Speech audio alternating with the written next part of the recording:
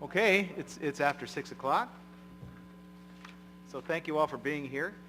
Mayor Ania could not be here tonight, so I'll be acting in his place. We have met and gone into closed session. Is there anything to report out of closed session? Mr. Mayor, no final actions were taken in closed session. Thank you. On the agenda, we have taking roll call again. Could we do that, please? Yes, sir. Thank you. Thank you. Councilmember Gastineau? Here. Councilmember Shalong? Here. Councilmember Murray? Here. And Mayor Pro Tem Holly. Here. Okay, thank you. Okay, time for the Pledge of Allegiance. Okay, you want to do it, Cal? Oh, sure. I pledge allegiance to the flag of the United States of America and to the republic for which it stands, one nation, under God, indivisible, with liberty and justice for all. Okay.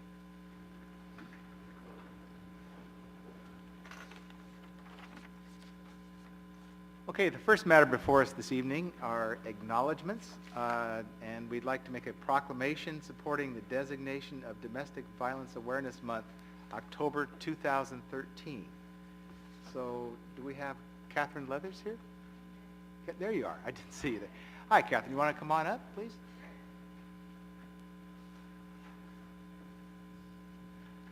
Catherine, would you explain who you are and what you Sure. represent? I'm the program director for the Harrington House, and we are the local domestic violence shelter for emergency services for victims, crisis, counseling. We have 28-bed facility, and we help with resources and advocacy, household establishment, and also legal help with TROs and other documents needed for the courts. Okay, thank you, and thank Thank you for you. being here this evening. Absolutely, thank you. And many of us did enjoy the function at the Harrington House recently as part of the Chamber's mixer, and very impressive facility. Thank you. Okay, so what I'd like to do is go ahead and read the proclamation. The proclamation states as follows. Whereas domestic violence, once a secret kept among families, is now recognized as a serious crime in our community. And whereas domestic violence has severe consequences for survivors, their children, and families, and impacts on the quality of life of the entire community. And whereas stopping the cycle of this crime requires not only the resolve and courage of survivors, but also support and involvement from all of us. And whereas enhanced education, prevention, and intervention help increase public awareness of the severity and extent of domestic violence. And whereas violence in the home is a problem that affects every socioeconomic level in our society, occurring in wealthy and disadvantaged neighborhoods, and involving the employed and unemployed. And whereas domestic violence is generally learned and passed down from one generation to another. And whereas our society pays a high price for domestic violence through homelessness, increased crime rates, drug and alcohol abuse, increased medical expenses, and business losses. And whereas during the month of October, local, state, and national domestic violence agencies will sponsor events to help us focus public attention on the problem of domestic violence. Now, therefore, the City of Crescent City and the City Council hereby proclaim the month of October 2013 as Domestic Violence Awareness Month. We encourage all residents to dedicate themselves to learning about reducing domestic violence and violence against women in Crescent City. We further encourage all citizens of our community to support Harrington House of Rural Human Services domestic violence programs in our city. This is the 7th day of October 2013, signed by the Mayor Pro Tem. So thank you very much for being here. Does anyone else want to speak to this proclamation or the issue of domestic violence? I would just like to welcome Catherine as the new program director and apologize for missing the cookies for cops, but I do have on my purple ribbon, and I hope that other people that have them at home will wear them for awareness for this month. Okay, thank you. And Robin, was this meant for Catherine? Okay.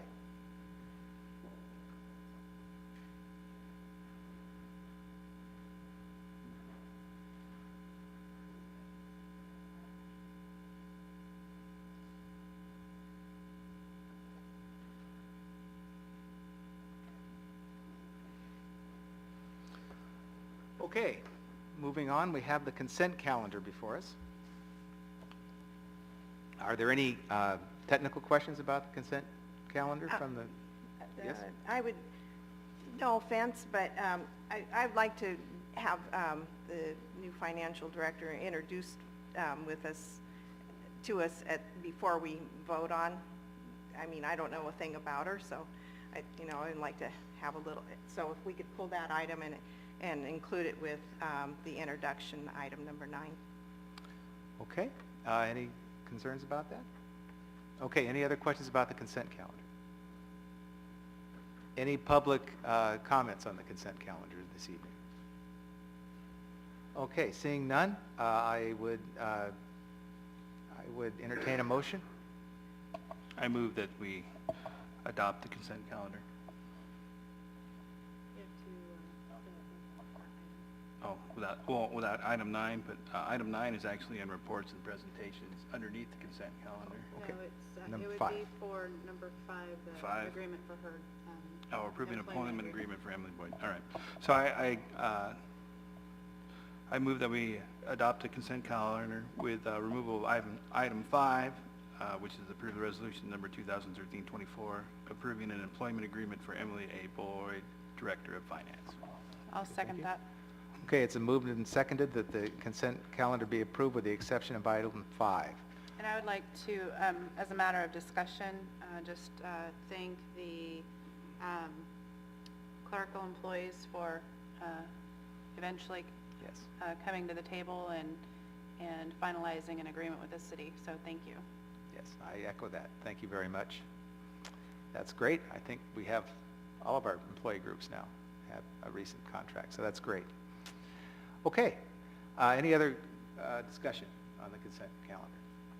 Okay, This will call for a poll vote. okay, would Thank you you. please poll vote? Yes, sir. Councilmember Gastineau? Yes. Councilmember Shalong? Yes. Councilmember Murray? Yes. And Mayor Pro Tem Holly? Yes. Okay, the matter's approved. We'll move on to reports and presentations, introduction of Emily Boyd, following which we'll go back and address item 5 off the consent calendar. Thank you, Mr. Platzo. Mayor Pro Tem Holly, members of council, good evening, and it is my pleasure to introduce Emily Boyd to the city council. As you all know, as hiring a city manager, it's probably one of the most difficult decisions and things that the council would do. You made it very difficult. Pardon? Thank you. And hiring the management team and the directors for the city, it is difficult. We want to make sure that we get the right person for the team that fits in with the team, and typically bringing those technical skills and experience from outside to our community, I take very seriously.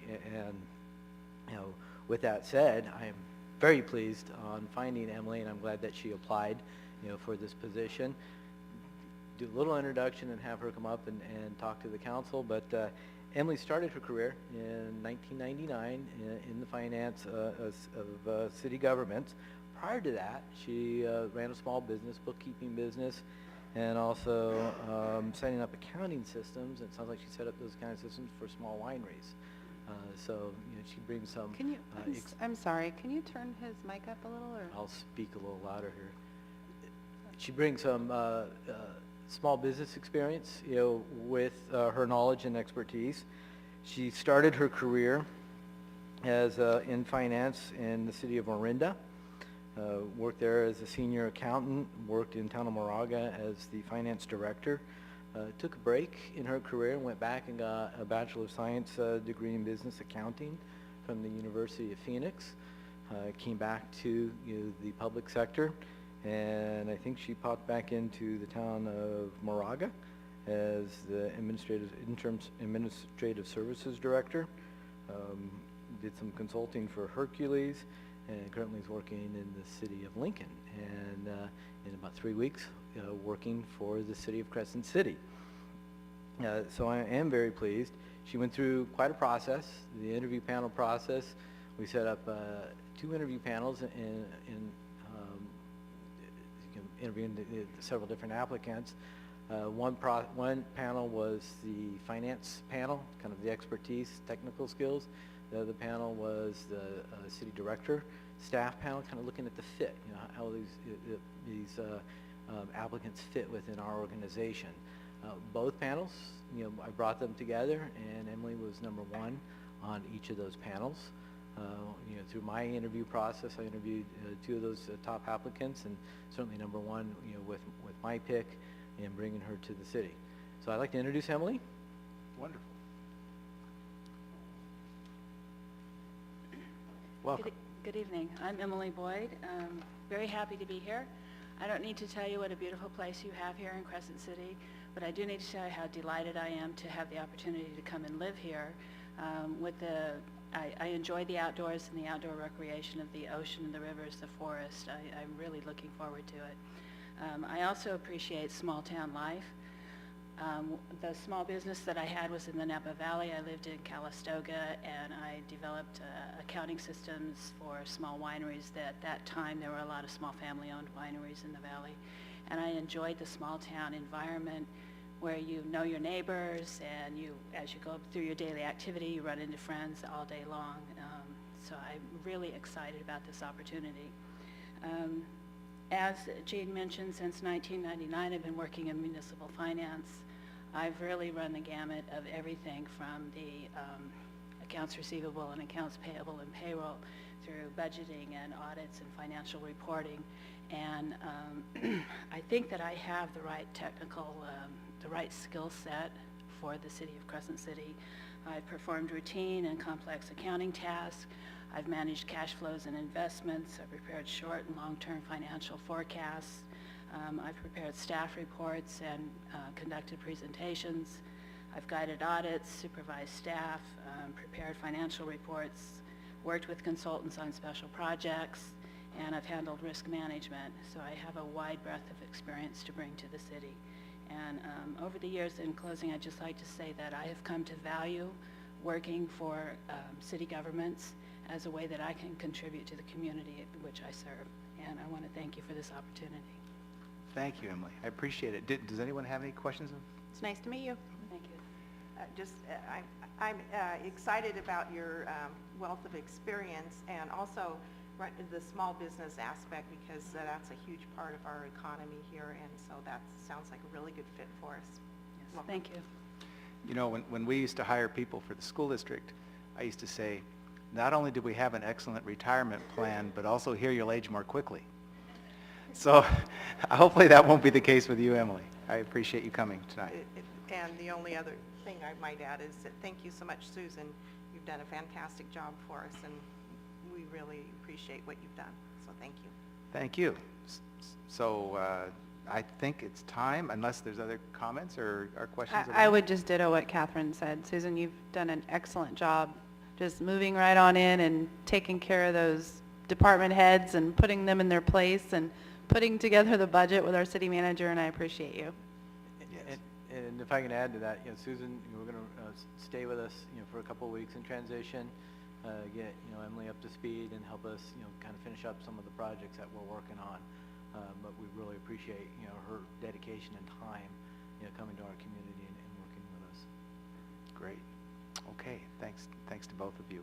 So we have number 5 off of the consent calendar that we may want to approve here. I would move to approve consent calendar item number 5. I'll second. Okay, it's moved and seconded to approve resolution number 213-24. Any other questions? I'll call for the vote then, please. Thank you. Councilmember Murray? Yes.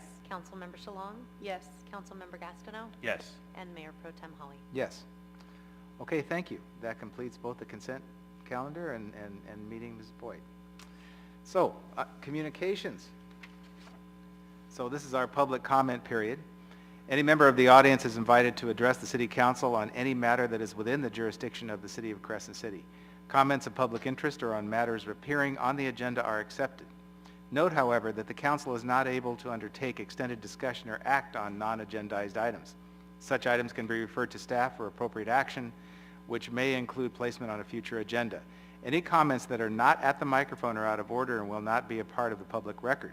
After receiving recognition from myself, please state your name and city or county residency for the record.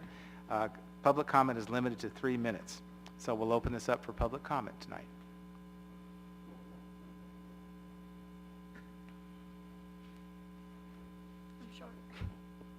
Hello, my name is Amy Owen and I live in the county, and I'd like to read this. Dear Ms. Patch, this notice is to address to the city's public records officer and any persons responsible for maintaining custody of the written protest submitted by property owners and tenants opposed to the city's water rate increases. Under authority of the California Constitution, the California Evidence Code, and the California Public Records Act. You are on notice to preserve as evidence and produce copies of all correspondence regarding the city's proposed water rate increase that is the subject of the notice mailed to property owners on or about September 23, 2013, including all protests, whether valid or invalid, counted or disqualified, including but not limited to the following: all written correspondences received by the city related to the water rate increases, whether or not the city deemed the correspondence to be valid protest, all envelopes in which such correspondence was delivered, all tabulation records, the mailing list used to mailing notices to the proposed water rate increases, all records, including but not limited to staff report, meetings, minutes, correspondences, notes, memoranda, electronic mail or messaging, voicemail, computers, computer files, computer hard drives, computer history folders, deleted items folders, removable storage media, backup tapes or disks, cellular telephones, palm-held devices, and any other writing is defined in Evidence Code Section 250, which contains information that directly or indirectly relates to or refers to the proposed sewer water increase. The notice and protect procedures or the valid or invalid protests received by the city. You are on notice that concealing, discarding, destroying, or tampering with the evidence is a crime. This notice applies to the items and information that was created in the past as well as items and information that will be created in the future. Sincerely, Catherine Kelly, organizer of Prop 218 protest. Thank you. Thank you.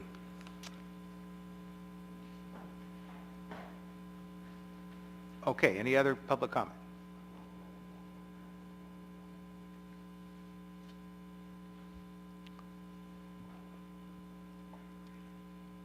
Good evening. Good evening. My name's John Stetson from the state of California. I'd like to discuss with you misleading advertisements that the city is producing regarding your water rate increases. This is disgusting. You need to be honest. That's supposed to be part of what the city says here at the end of your agenda. Accountability, honest, and integrity. You have 5 water increases that you're implementing. Your listing ad in the triplicate says the following: even with the 5 increases proposed, we will remain the lowest. That's not true. That is not true. The rate study is prepared by an individual independent consultant. I understand that.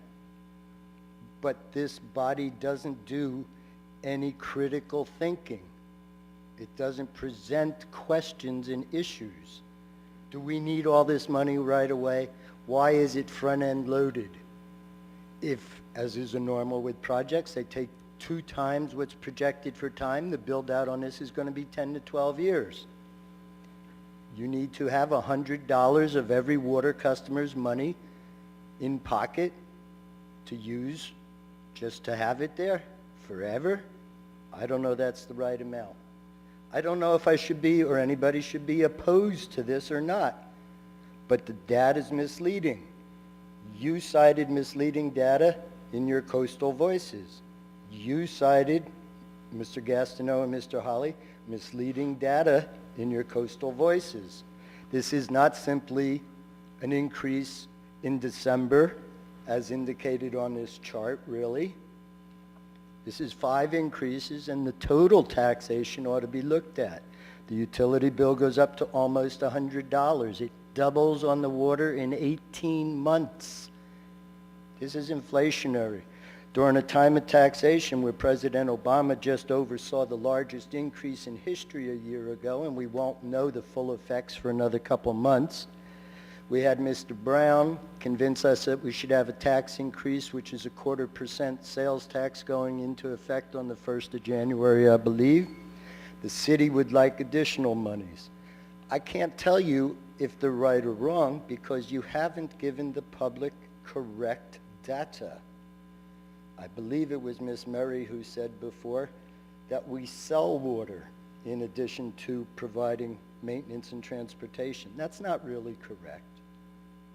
What that is an accounting tactic to develop two cash flow streams from one source. You Okay. only provide maintenance. Thank you, sir. Would you wrap up, please? You only provide maintenance. I think Mr. Holly and Mr. Gastineau owe the public an apology in writing in the Coastal Voices. Thank you, sir. Your 3 minutes are up. Thank you. Mr. Stetson, I'd like to address you. You can go ahead and sit down because you can't respond, but the reason that you don't know if those rates are right or wrong is because you haven't been coming to council meetings. You did the same thing when we had our workshops over at the wastewater treatment plant. You came at the last minute and then you decided to give your input. And I've encouraged you all along to come and join in on the party as we're making these decisions. You did not come to the water rate workshop that we had. We put a lot of effort into this decision, and I don't know what you're referring to as misleading information, but we have provided all the information to the public that we've been given. So, thank you. Thank you.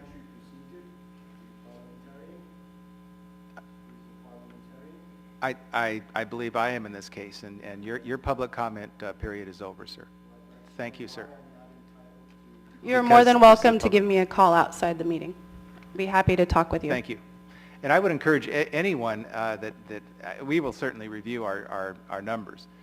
We always do try and be absolutely accurate. But anyone that thinks that we haven't done our due diligence, please go to the Crescent City website and take a look at the Wildan study. It's a very comprehensive, and it becomes very clear about why there's a front loading of the dollars, because we absolutely have to have them in the near future.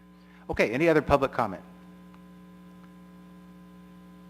Okay, thank you. Seeing none, we'll move on.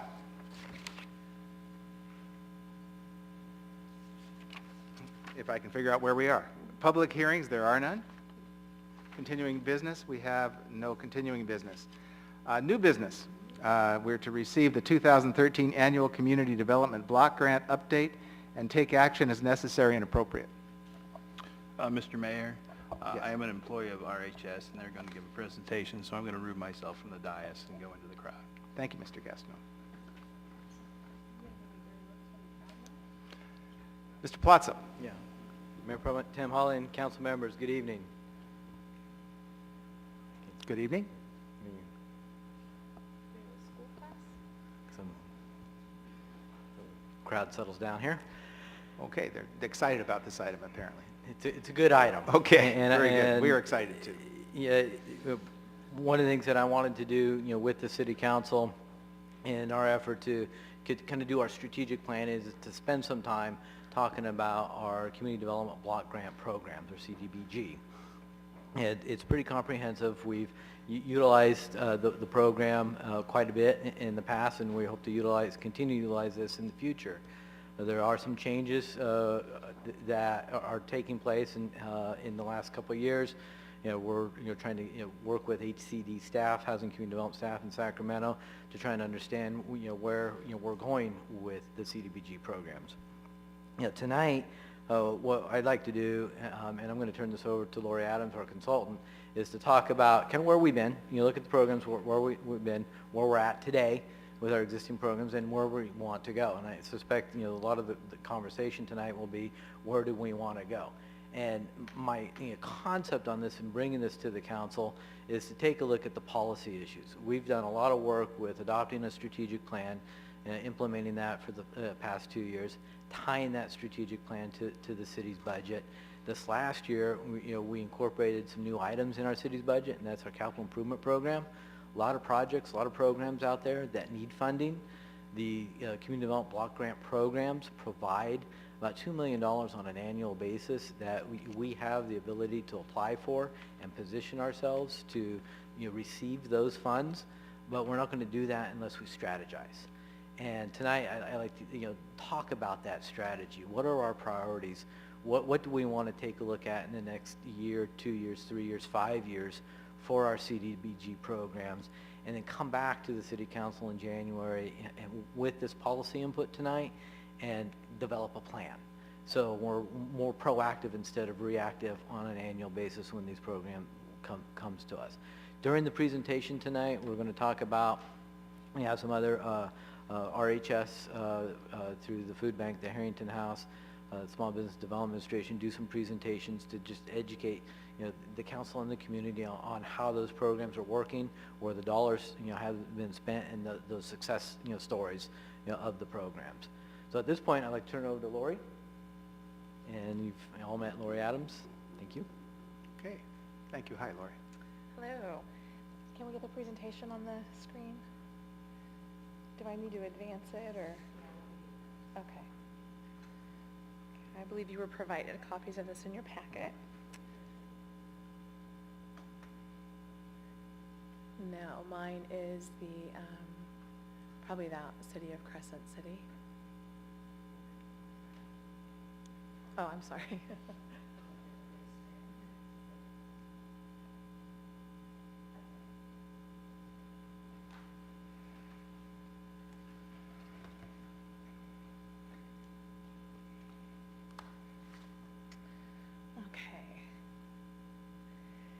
So review, analyze, apply, and implement is kind of the structure of our discussion tonight. And part of that is going to be reviewing your current projects and bringing you up to speed on where those currently are, the successes that have occurred, and then you have a closeout that will be implemented. Sure, okay, thank you. And then I just click. Okay, okay. Currently, the city has 4 open CDBG contracts, and okay, we're going to move forward. 4 open contracts. The 10 STBG 6708, which provides funding for your RHS, Rural Human Services, Food Bank, and the Harrington House, CASA appointed special advocates, and the Fred Endart Pool. You have the 10 EDEF, which is a part of your economic development tools, and the North Coast Small Business Development Center. The 11 PTEC 7618, which is funding your beachfront property, or the beachfront project, and then the harbor and the airport applications that we had reviewed previously, and then the 12 CDBG 8380 project, which is just kicking off, and had some meetings today to keep that moving forward. So on the next slide here, okay, perfect. We're at the 10 SDBG 6708, and this particular project provided $400,000 in community funds, and we will be bringing forth to you at the next meeting a closeout for this particular grant. The funds that were processed for this project included $20,000 of general administration, $160,000 for your Harrington House, $90,000 for CASA, $90,000 for your food bank, and $40,000 for your pool administration. At this time, Do you want us to ask questions along the way, or if at the you end? have questions. Okay. No. When we were given this information not too long ago, I had asked about what the administrative breakdown was. It seemed like, I can't remember exactly which one it was, maybe RHS, where it seemed like the cost that was allocated to administration versus actual product going to people seemed much higher than the actual help being given to the target income group. Okay. I think it was in the 12 grant application that we had talked about, some of those when we came into the subrecipient contract portion of it. Mike is here, is going to give a presentation on the outcomes of their funding source, and may be able to speak specifically to the ratios that you're Okay, that you're great. looking at. The closeout process that we're going to be performing at our next meeting, at your next meeting, will be a public hearing process. And at that meeting, you will be issued a final grantee performance report, which will give you the final numbers of the services that you've provided, and will also allow you to have an open public hearing to receive any comments in related to this particular grant application. But I wanted to review those this evening with you as much as I could. I'm not going to be at the next meeting, but it will be as a public hearing at that time. But before we do that, I would like to introduce Mike Costigan, the director at Rural Human Services, to provide you a presentation of the program and the successes that they've experienced utilizing the CDBG funding. Thank you. Give him that. I don't have your system down. Thank you. Are we in there, Eric, or should I?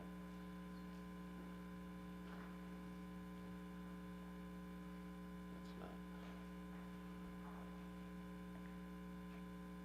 We'll start with Harrington House. Okay. Yeah, can we start with Harrington House? That'd be great. Can I flip through, or do you need to do it? Okay. All right, let me get. Oh, I see. Where'd I go? Okay, there it is. Thank you very much, Lori. Kelly, council member, to answer your question, and Katie, please feel free to correct me.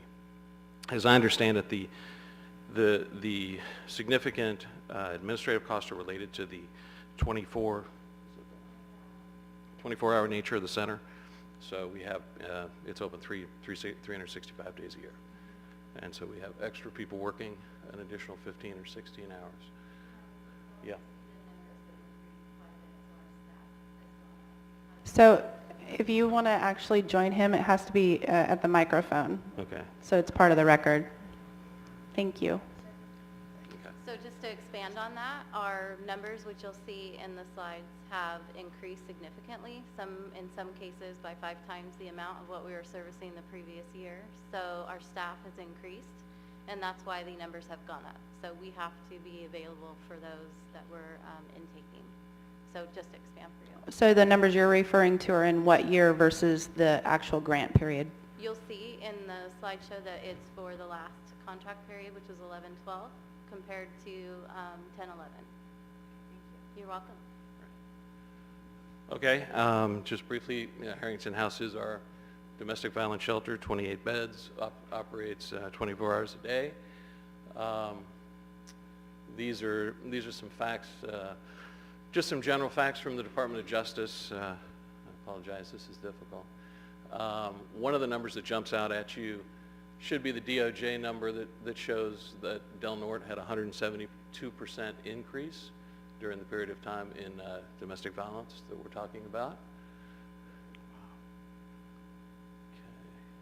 What do you attribute that to? Hey, Mike? Well, my understanding is a lot of it is economic related. As the economy sinks, jobs are fewer, there seems to be more prevalence of drug and alcohol abuse, more frustration, and in some cases there are fewer resources to tap into the community to help some of these folks. So, this represents our numbers from 2010 and 11. We served a total of 439 victims.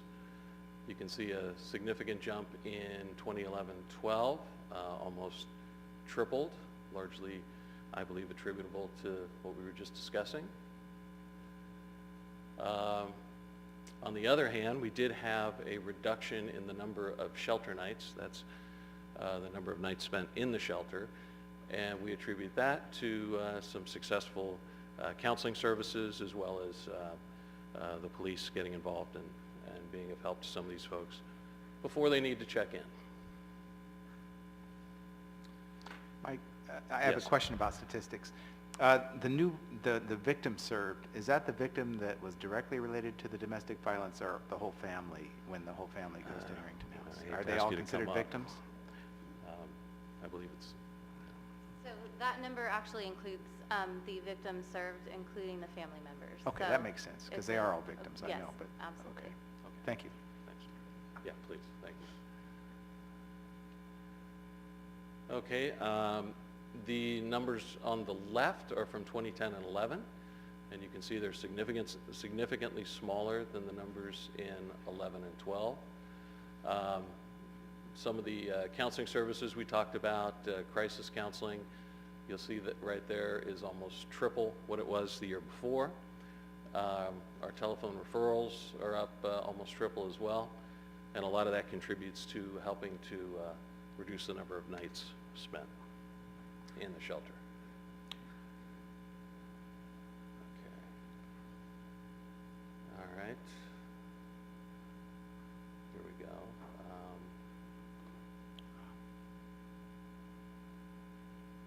This is just a gender breakdown. Numbers are up, but the composition doesn't change significantly from men to women, children.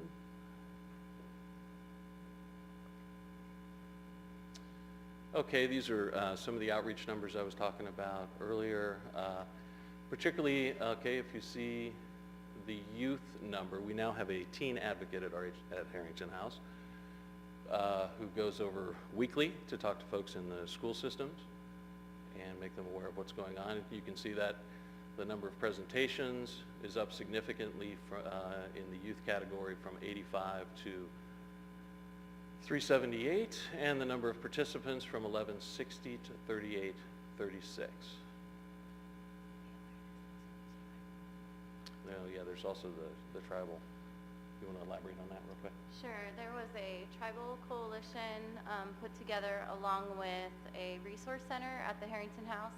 And so we've been able to serve more of the tribal population and work with the judicial citizens in that aspect with resources and sending them to the right location. If we can't assist them, then the tribal coalition or the tribal courts, which in their tribe can assist them. So we have taken part in more tribal activities this year too, which also offers that increase for the year. Are you working in partnership with Rape Crises when you go into the school? They have been invited in some of the presentations. There's a different topic or a different workshop each time, and so we are working with them. I was just thinking, we're not duplicating services or working in partnership. Thank you. The next slide just refers to race, and there's nothing that really leaps out there that's fairly consistent with the demographics in this area, Caucasians being the greatest number of victims, along with American Indians and Hispanics. In terms of moving forward, and with this next grant, obviously we have a teen advocate in place now. One of the goals, of course, is to reach out to even more youth as we move forward. And we just added a legal advocate. We did. We just added a legal advocate to our staff, which will be working part-time so that we have someone in place. Harrington House had a legal advocate for many years, someone that specialized in temporary restraining orders and custody paperwork. We are not legal representation, but we do assist them with filling out their forms. And then we also have this person in place to sit with them through the process. So also to provide follow-up so that they maybe don't let the actions fall wayside out of fear or just being overwhelmed. So we sit with them at court and we follow up with them now and help them roll into other resources and services, crisis counseling, our group counseling, and then other community resources also. Thank you. I think that's good. And how does that work in partnership with the Victim Witness program? We work with Victim Witness in a non-legal role. So when we have someone come in, we refer them to Victim Witness when it is necessary, and we assist them with their secure needs, their paperwork, and then offer them, walking them through the Victim Witness process to them. So are you doing more of the TROs than Victim Witness was doing, and rate crises, or how does that No, work? I'm not sure their volume, but I do know that we assist them with filling out and understanding the paperwork. So it's that initial process the individual will look at and go through and be able to help them outline the situation in more detail for the judges to look at, so that they help them recall the events, because it's difficult for a victim to go back and do that at the time. And then make sure that everything is in place, so when they do go to victim witness and they go through the legal process, they're more organized. Okay, thank you. Other questions, Kelly? Did you- I'm interested in your huge increase in the targeted youth. Sure. Can't remember what the number was. It went to like 3,800 from 400, I think. We had added a teen advocate in the prior year, so our ability to speak to the youth and to go into the schools and to offer the various education classes to them, if you will. So that 3,800 number is like the attendance of the whole school at like a, Depending, we are... you didn't have in- like one-on-one We with do. 3,800 students, or? No, that number includes group activities or group discussions at schools that obviously parents have consented for, and then that also includes the individual. So whether they've come into the Harrington House, or that our advocate has created a meeting for them individually, or if he's created a workshop where he can talk with them individually. But most of the time with teens, a group activity and informational fair, if you will, and walking through healthy relationships or different conversations about domestic violence is the starting point, and then someone may come forward. We make ourselves available, if you will, so that those individuals can come forward. I think that's great. What kind of outcomes have you seen from that? Definitely the education portion. If you can imagine these statistics and where domestic violence has come for the last decade, if you will. It used to be something that people were quiet about, and now we're making our children aware and that they have resources and that they are empowered. So it has been very successful. We've, with what we can gauge. But we're teaching our youth what a healthy relationship is. We're teaching our youth how breakups can happen, because there is a big statistic that breakups are where someone may threaten their life, or it's a difficult scenario for a teenager. We also focus on the technology base of it, and cell phones and cyber stalking, along with Facebook postings, and making youth aware of what they are bringing on themselves a little bit without thinking about it. Also knowing what these things can possibly do with them in the future. So much more awareness and prevention. That's the big focus. Is the teen advocate an adult or a Yes, teen? It's an a adult. young adult. A young adult, okay. 20s, and received very well by the students. Very approachable. So he's a perfect person for that position. Thank you. You're welcome. Okay, do you have more to say on this particular subject? Nope. Thank you. Thank you for coming up. Is this how I switch over now? Nope.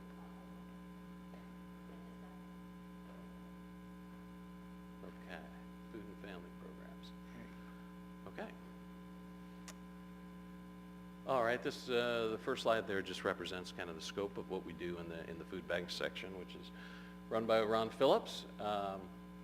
With respect to the CDBG grant, hold on, I've gone too far.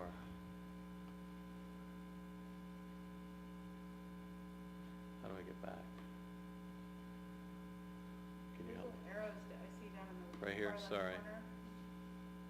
There you All go. right, let me try that. There you go this way. Doesn't do any good. One more. There we are. Okay. With respect to the CDBG, it's really the emergency food program and the food bank that is funded with that grant.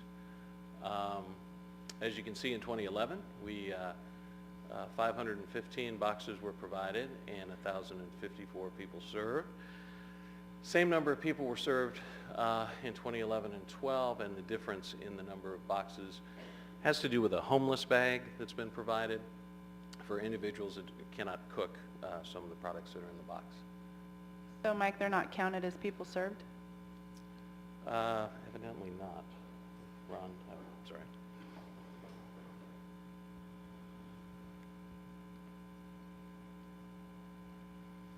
Thank you. This is Ron Phillips. Ron Phillips, thank you. Thank you, Pro Tem Holly, Thank you, sir. Councilmember Shalom, and Councilmember Murray. Kelly, what it amounts to is the old system that we had a one, what we call a small box, and it would serve up to 2 people. And so we changed it to have a homeless bag, which would have products in it that were more conducive to pull top, easy to eat type things right then. So it didn't amount, we were providing more boxes, but we dropped in the amount of people because instead of counting for 2 in the small box, now we're counting for 1. And so it's just a matter of changing that little way of doing it. Now this is basically, this is the emergency food box. And that food comes basically from our food drives that the Boy Scouts put on, the Sutter Coast puts on at Christmas time, and then also the U.S. Post Office food drives. And then we have a lot of community people who bring in food. I had someone whose mother died recently, and she had tons of stuff in her pantry, so I was invited to come over and do a little shopping. And so, but then we also have things like Eagle Scouts who take it on as a project, and other groups of young students, which I see some of them. So this is not funded through CDBG? No. Okay. But that's one of our things that we do provide. Sticking around.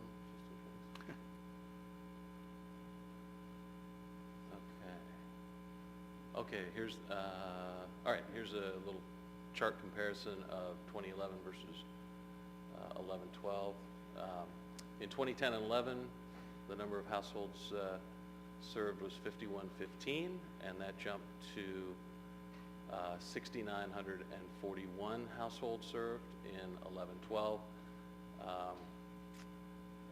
Corresponding jump in the number of people served from 96, 93 and 10 and 11 to 12,746 in 11-12. So are all those people in the 12,746 members of those 6,941 households? Or are there households and individuals? Right. Yeah, it's a total. So in other words, you might have one person or one of the people served could have 5 in the family. So the 12,000 number, all of those members are members of the households of the 6,941? Right. Okay, thanks.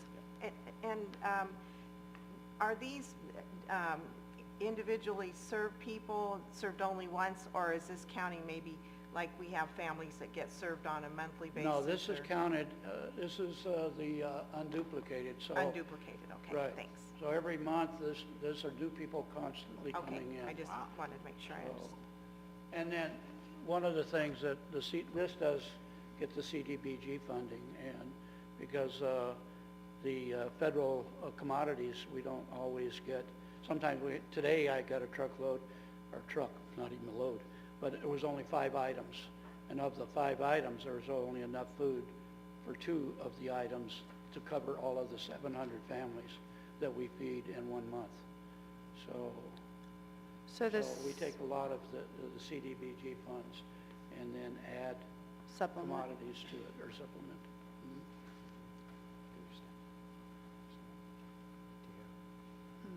Okay, and then finally, we do use the CDBG grant for Ron's time, space, and supplies, and then and I guess we had some mechanical repairs from the last couple of years that needed to be attended to, and then probably going forward, we'll have some refrigerator purchase and some other things. But we are finding, as we talked about earlier, we're finding more and more people coming in needing this kind of service, and funding is a little bit strapped. So we're making do with the same resources and serving more people. Thank you. She said I could talk about it now. Oh, feel free. Oh, that's your favorite. That's my favorite. On our new CDBG grant, we had asked for a walk-in refrigerator. A lot of times when I buy from the Redwood Food Bank, Empire Food Bank in Santa Rosa, they get items of fresh fruits and vegetables. And as it is now, I don't have room to store them, so I can't buy them with our regular commodities. But with our new 10 by 12 walk-in refrigerator with no lip, I will be able to reel them right into the refrigerator and hold them.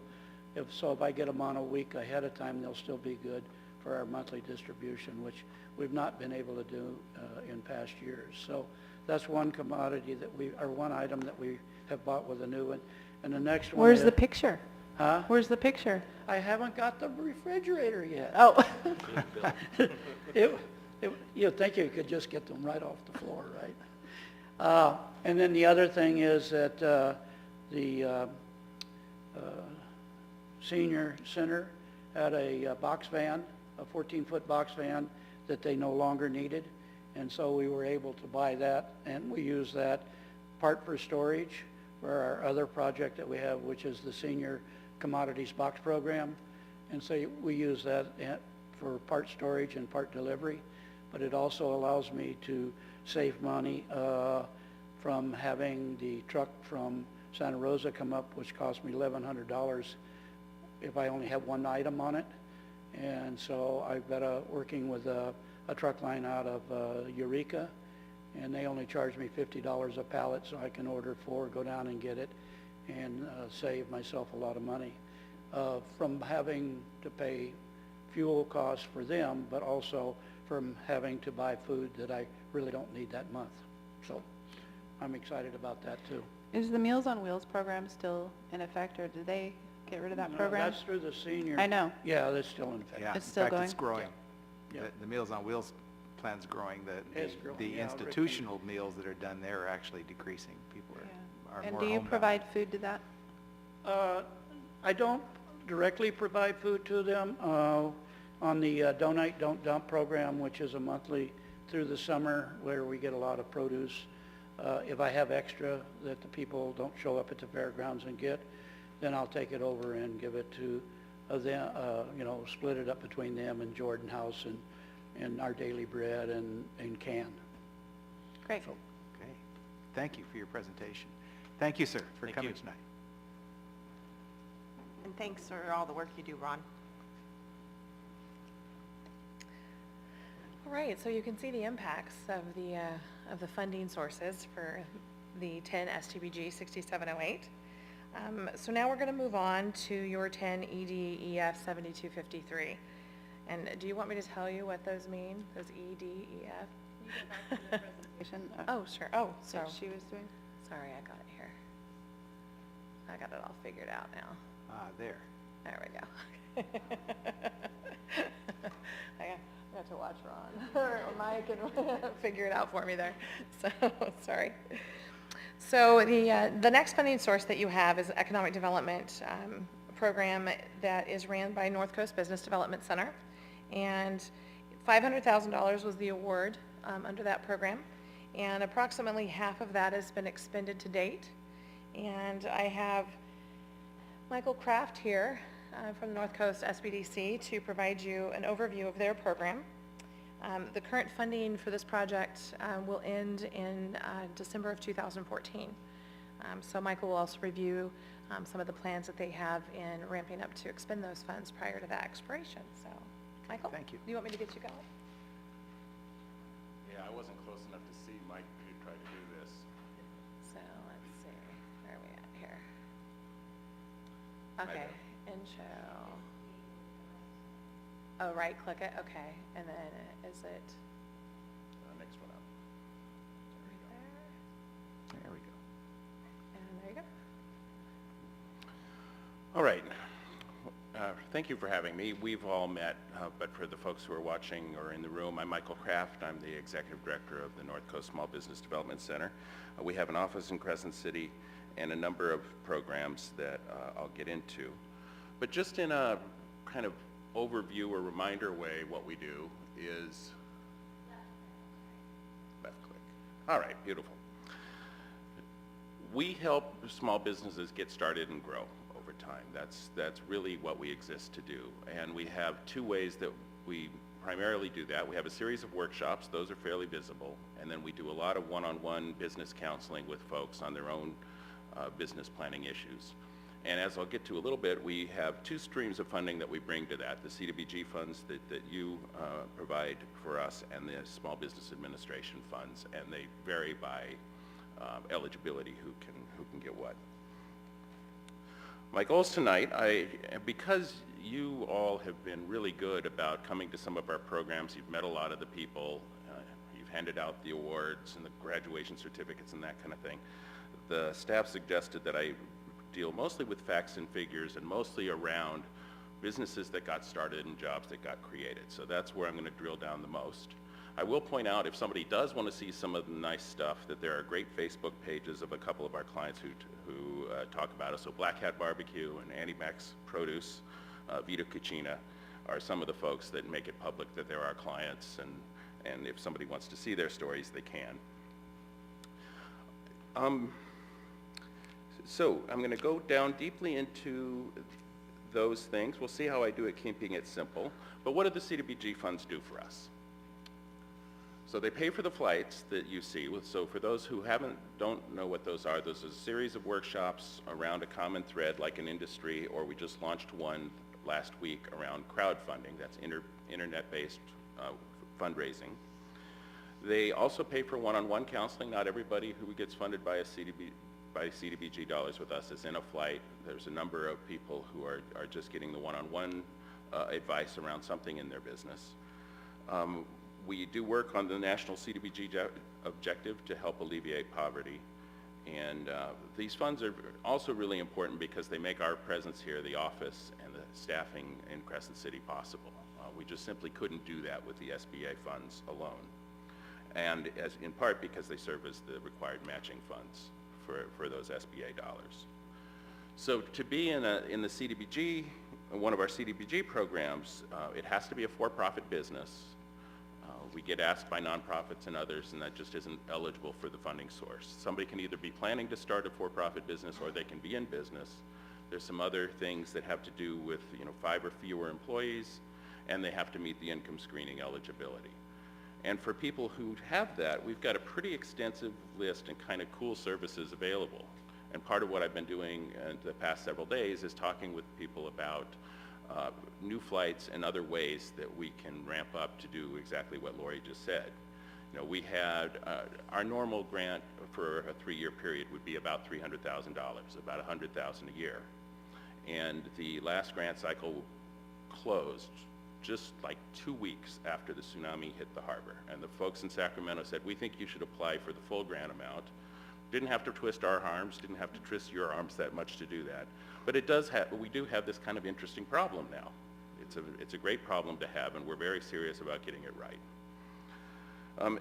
I do want to say, though, that if somebody is not eligible for CDBG, we do have counseling services. We have our business basics workshops. They should still talk to us. There are various ways that we can help them. All right, so getting down to that jobs and starts activity, what I tried to do here was take a 5-year look at both what our clients have gotten done, the clients that we've assisted with CDBG dollars, and then a little bit later, kind of the total client pool. So you can see from this that 2008 was a really crummy year, for the first year that the recession really seized up. And then as you look across those years after that, a lot more businesses started and jobs were created. So the blue bar is businesses that started. The kind of orange-red bar are businesses that are still in business. I want to say thank you to Janet Clemens because she did a lot of shoe leather work and called folks and said, how many people are working there now? These are, as of this month, what we think is who we believe are still in business, how many people they have employed, that kind of thing. The kind of bright pumpkin orange bar is businesses that have closed, and then the green bars are jobs that were created by those businesses. The next chart is a little more technical, but basically it's just the data that underlies the bar chart. And you can see that as the total, we had 29 businesses start. We had 23 of those 29 are still open across the 5-year period, 39 jobs, about 1.5 per company. 5 closed, and then there's one that we haven't been able to track down. Michael, can you tell us, was there any common thread in the 5 businesses that closed? I can't answer that. It's a good question, and I could go away and try to assess that. It's a pretty good ratio. You know, you hear lots of statistics thrown out, but roughly half within 3 years or so of businesses go out of business. So I'll happily report back on that, but I don't have it now. Thanks. So here's where we get a little bit dicey at this keep it simple Mr. Kraft part. Now I'm going to try to say, okay, now we're going to add the rest of our clients. So again, 2008, a crappy year, 2009 better, and a lot of pent-up demand, especially among the folks with better incomes. So I think that's why there's so many more businesses and job starts there. They were biding their time, and they got going. Still, you know, about twice as many, if you just take a rough average, about twice as many business starts and jobs and that kind of thing when you bring all of our funding together, including the SBA funds, as just the CDBG alone. And interestingly, and this might also be part of my answer eventually to your question, Kelly, is we had a higher default rate among the SBA funded clients than among the CDBG. And most people would say, if you're working with a low income group, on average, that's going to be a somewhat riskier group in launching a business. Less access to capital, maybe less experience, that kind of thing. We do put a lot of services and a lot of time into those CDBG clients. So that is one possible explanation. It may not be right. There may be others. But as I unpack it, I'll let you know across the group what that looks like. And again, then, the next chart is simply all of those totaled up with the data that's behind them. And there you can see that 14 closed of 63 that started. About a little closer to 2 jobs per business when you take all of those. So there is something happening where the CDBG funds tend to end up in self-employment plus a little bit. The SBA funds have a ratcheting effect of 2 or 3 jobs per business start.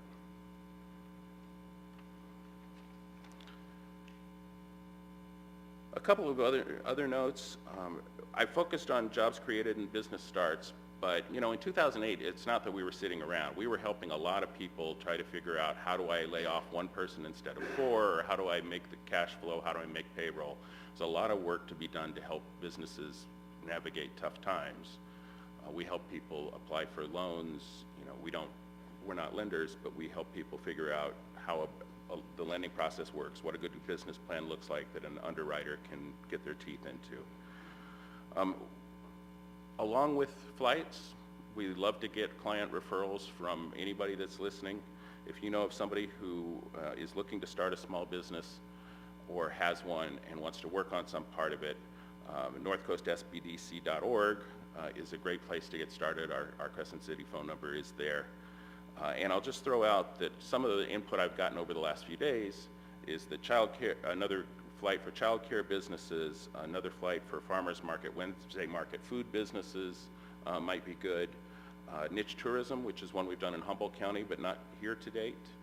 And that's kind of an interesting kind of tour operators, backpack outfitters, stand-up paddleboard kinds of companies, and something maybe to check out a business idea or self-employment. What is self-employment like? Are some of the things that I've been told over the last few days that we ought to look at, and we will. So with that, I'm happy to answer questions or get the heck out of the way. Okay, questions from the council? No, I just wanted to commend you and the SBDC staff for the terrific job you're doing going to the farmers market. It's a great partnership with them in the food flight industry and the small crafts that some people are making and selling there. So that's really amazing to see how many food flights have proliferated into businesses at the farmers market. And I think that we have a high success rate because of the work you do with the business plans and helping them with the fiscal area where, you know, some people have a great idea to start a business but then don't know how to implement it and stay sustainable and stay in business. And so I thank you for all you've done. And didn't we get an award not too long ago for Del Norte County in what we did with creating new jobs with the SBDC? There was an award given to, I really want to share the credit. It was given to the North Coast SBDC. We couldn't do it without Crescent City. It was also for our work in Humboldt County. But Sorry. Job Generator of the Year award from a micro enterprise thing and Assemblyman Chesborough. So yes, that was a nice recognition of the work done across the system. The farmers market thing has been one of the great success stories. Something I neglected to say that was actually on the slide is the other role that we have besides workshops and business counseling is we're just a partner in economic development and when we can be. And I want to commend RHS for great work on the farmers market. A lot of good work from others that has gone into that. And kind of behind the scenes with the food flight, the county health people who needed us to understand the cottage industry laws so we could help our clients understand the new cottage industry laws. So there's a lot of fingerprints on some very good stuff there. And Lori hasn't said this yet, but I've been involved with CDBG monitorings in other places, and they don't go as well as the one recently here went. You guys waxed them, so there's great work by your staff and consultants as well. So, Michael, another thing that I think that you failed to mention is that I think you guys do a great job of is networking and helping new entrepreneurs network with other successful business people. I know some of your staff have given out great referrals that have helped people that I know become more educated on the ups and downs of starting a business. And then I wanted to ask you if SBDC, and maybe it's not even a natural partnership, but if you've ever considered partnering with like a local chamber of commerce to help supplement a recruitment and retaining business kind of plan. I think that is an appropriate role for us. We have worked with various chambers in Crescent City included in various ways. I was Amber Weir and Mr. Parma? Thank you. Brain cramp. And I just talked about bringing some kind of social media and cloud computing workshops to Crescent City based on some we've done in Eureka, and my Crescent City board members have said you got to get those up here. And so I think that is a natural. And when it comes to growing your own businesses and retaining them, there are models in other places where the chamber and the SBDC person, maybe a city staff or council member, will go around to businesses and check in, say, how's it going? Is there something you need help with? It might end up with some kind of permitting help. It might end up with something that one of our counselors could be helpful with. So there are ways out there that those organizations and others can team up. And thank you for the networking reminder. Mm-hmm. Great, thanks. Thank you. Thank you for having me. Appreciate you being here. Lori. Okay. One item that we have outstanding with this particular contract is in regards to a hurdle that HCD has placed in front of us in related to the SBDC contract, and we're working to resolve that. It is somewhat of a burden on the North Coast SBDC, so we will keep you abreast to the outcomes and if we need further assistance on that issue. Did you want to add anything to that, Gene? It's just we're working with HCD to finalize our contract. Okay. with SBDC. He mentioned, and I'll segue right into our recent audit. These last two particular programs did review a state audit. The state auditors came up and spent a lovely 4.5 days with staff and the representatives from each of the programs, and reviewed the files intimately. The final word from the auditor was, in the last 3 years, this was the best audit that they had performed. We have received our final audit letter and have identified a total of 4 findings and a concern, all of which are very minimal items that we'll be able to handle at a staff level and respond and clear those on behalf of the city pretty quickly. So it was definitely a job well done by the staff and the program operators as well. They are working very well at taking care of the needs that are demonstrated in the applications, as well as the paperwork requirement, which is quite enormous for these organizations to manage. And there are some nuances and some changes that are upon us in both the RHS program under the 12 grant and the new changes that North Coast SBDC is going to be facing in the process of updating guidelines and new procedures that the state is putting in place. So, Any progress on the communication with CDBG on their late award of funding to our city and how that's impacted our contracts? On the 12 grant, we actually, we can jump to that and take that one before the 11. I'm sorry. That's okay. I thought you were almost finished. You don't have to jump. Okay, let's see. Well, first, we're going to talk about the 11 PTEC grant contract, which is your Beachfront Park project master plan and the additional work that we allocated based on the harbor and the airport projects not moving forward. And I believe that we updated you minimally on the harbor project, but we did run that process as far as we possibly could, and just were not able to develop an agreement that would work for both the tenant and CDBG. The harbor. The airport, we had already had the full discussion on not being able to produce the numbers to meet the CDBG requirements there. But on the harbor grant, did I just say harbor twice? No. On the airport grant, I know, let me go back. On the airport grant, we had discussed formally at a council meeting that one was not going to work. The harbor grant, we continued to try to push through and work with the harbor district, their tenant, and we had brought an underwriter on to vet that process out to see if we could get it to work and move forward. But it just wasn't possible in this situation with the tenant and the requirements that HCD has in regards to repayment requirements. So we weren't able to fund a project out of that either, as well. So we weren't able to move either of those applications forward under the 11 PTEC contract. But the Beachfront Park project was injected with some additional funding. So I think Eric has a few things to say to update you on that project. Oh, but you need the mouse. Okay, that was the look.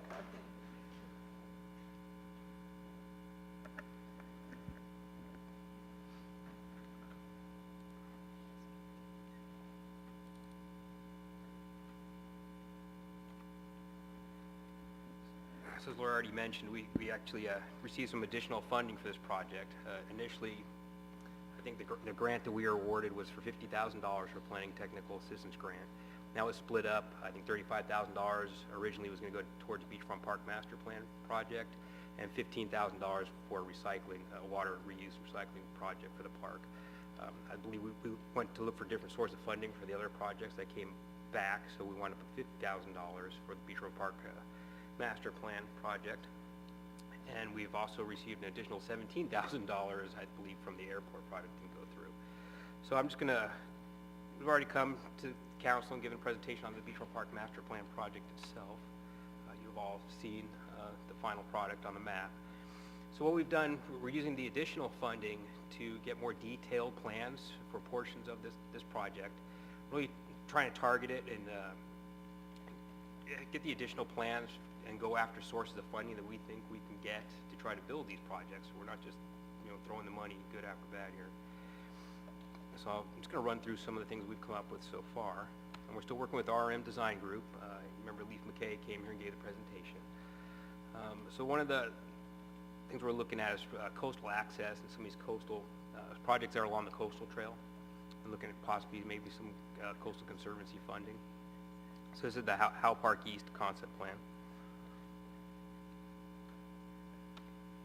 And additionally, what we're looking at also is for cost breakdowns for these projects. And this gives us a good idea of, you know, obviously what we can afford, what we can't afford as we move forward for funding.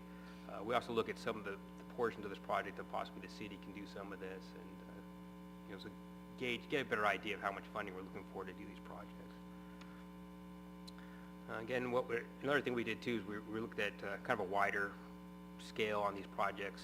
So we have like the Howe Park East, which would be here. We have our revetment project where we pull the revetment back, create some ADA access down here, create some more of the beach line here, the dedicated coastal trail. That's finished, right?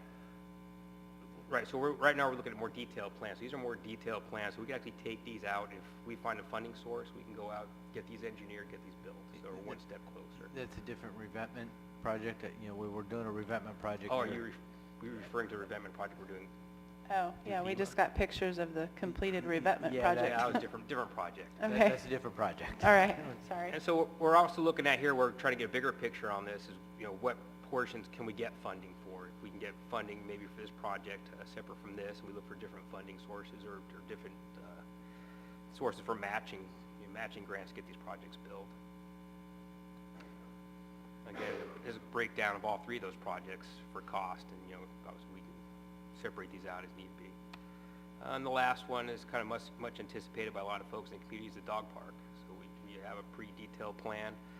We can take this forward. I think we'll probably have some public meetings here to get more input on this, and hopefully we can get some sources of funding, and you know, hopefully we get some input and some funding from the community as well.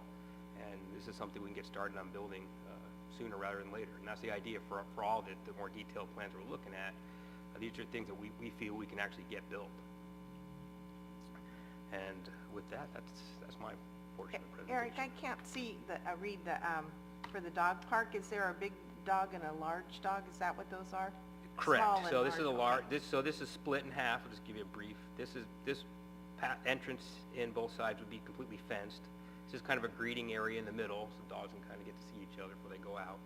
And then they either go on the large dog side or the small dog side. So it's broken up. Oh, okay. That's where they meet for cookies.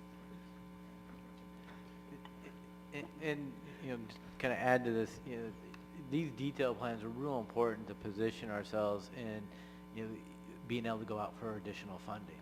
And you know, as you know, we're going through this process, we're getting potential funding and grants that are out there that we're looking at, we're pursuing, and the more detailed plans that we have on our shelf, you know, we'll be able to apply for these grants and hopefully be successful in receiving them and implementing these projects. Can we get a copy of your presentation? I'd like to review it in more detail. Thanks. And Eric, I'm curious about how complicated it'll be if we do something like a dog park before the Front Street project, since that's just adjacent to the Front Street project. Is that complex at all? No, and that's the merging idea those two? behind getting the more detailed plans, so we can split those out. If you look actually on that dog park plan, it shows the beachfront park, the Front Street master plan on there. Oh, So okay. yeah, they're separate projects. You actually Definitely- anticipate that when you build the Correct. dog park. So they can be done independently of each other. Okay, thank you.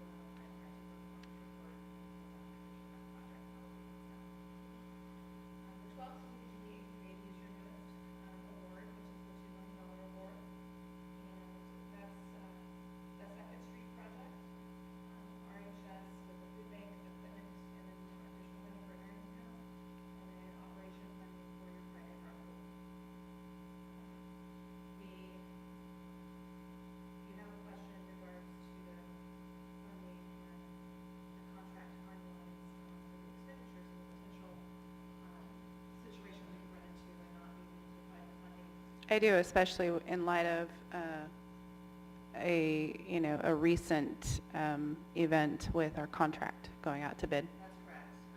I'll have Eric speak to that a little bit. We have a meeting today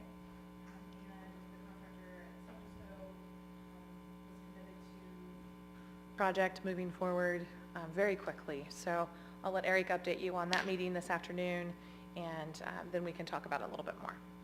And just to add to that a little bit, Mayor Pro Tem, if I can, we're keeping in front of HCD pretty active.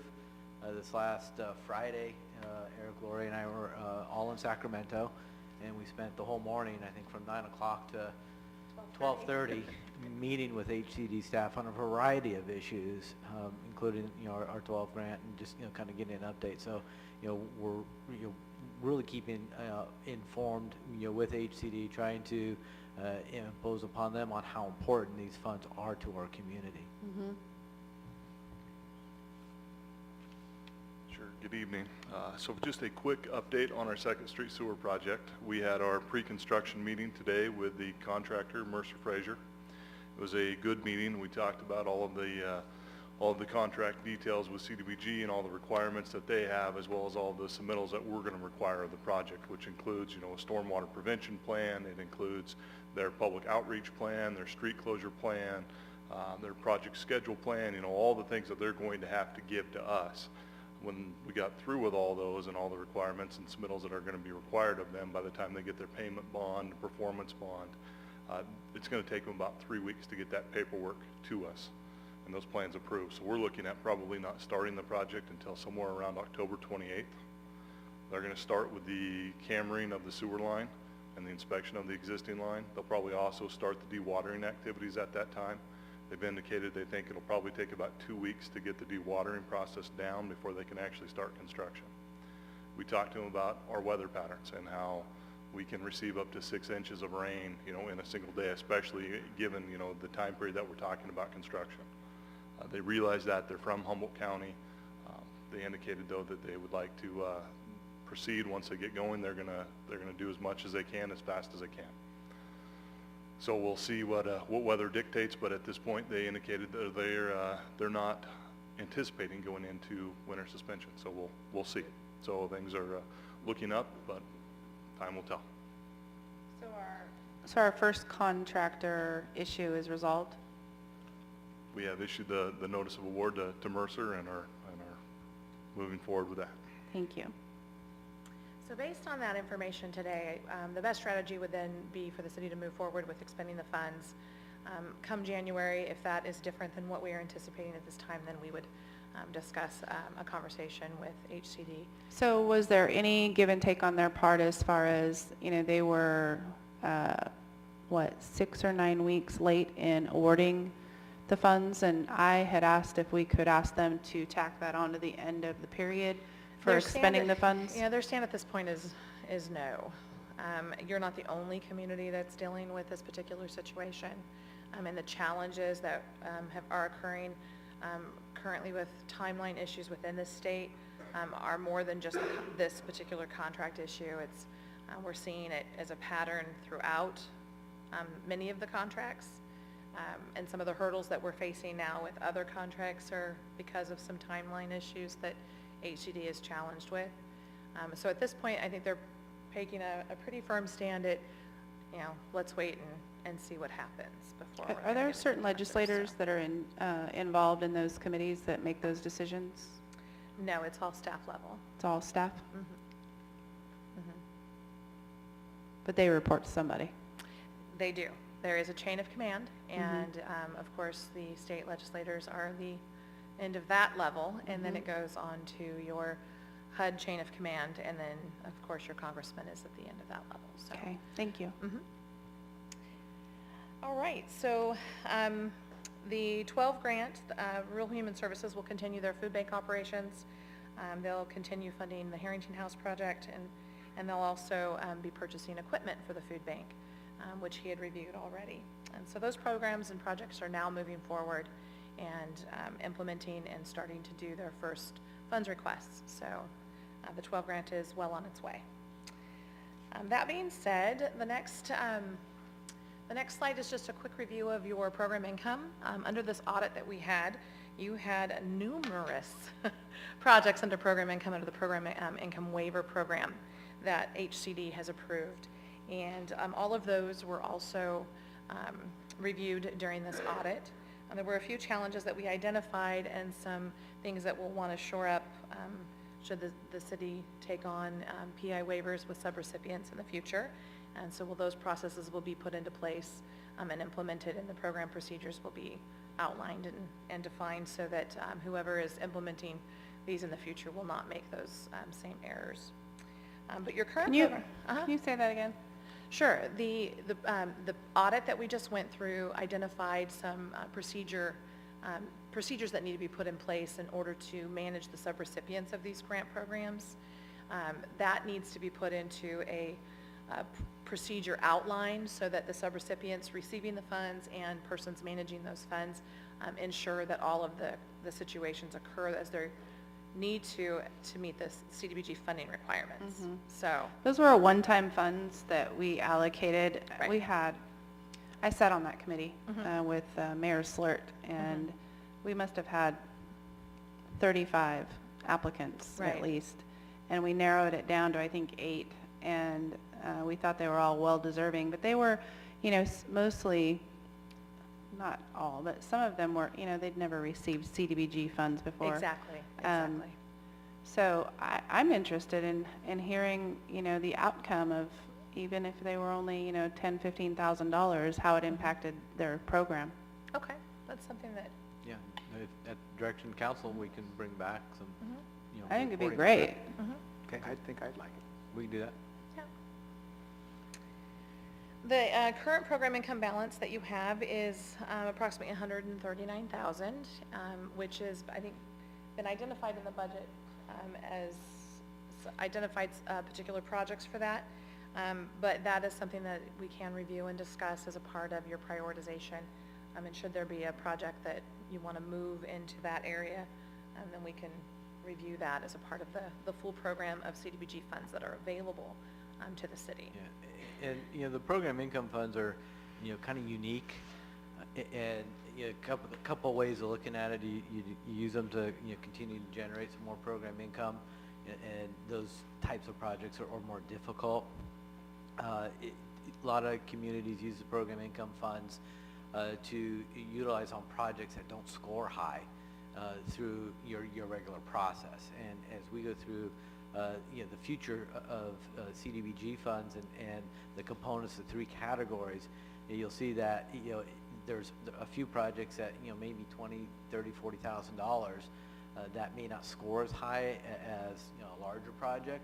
So then program income funds would be, you know, good to utilize on that, and we'll go through some of those projects in a few minutes. I remember, you know, some of the things that I thought were very, very cool were like the Red Cross. We gave them money to do disaster preparedness for the Hispanic population and actually provide them with the tools that they could, you know, read in Spanish. And then there was a children's health initiative to help with some dental issues, I think, for some low-income kids. There was an after-school program that, you know, they hadn't had new computers for like 10 years.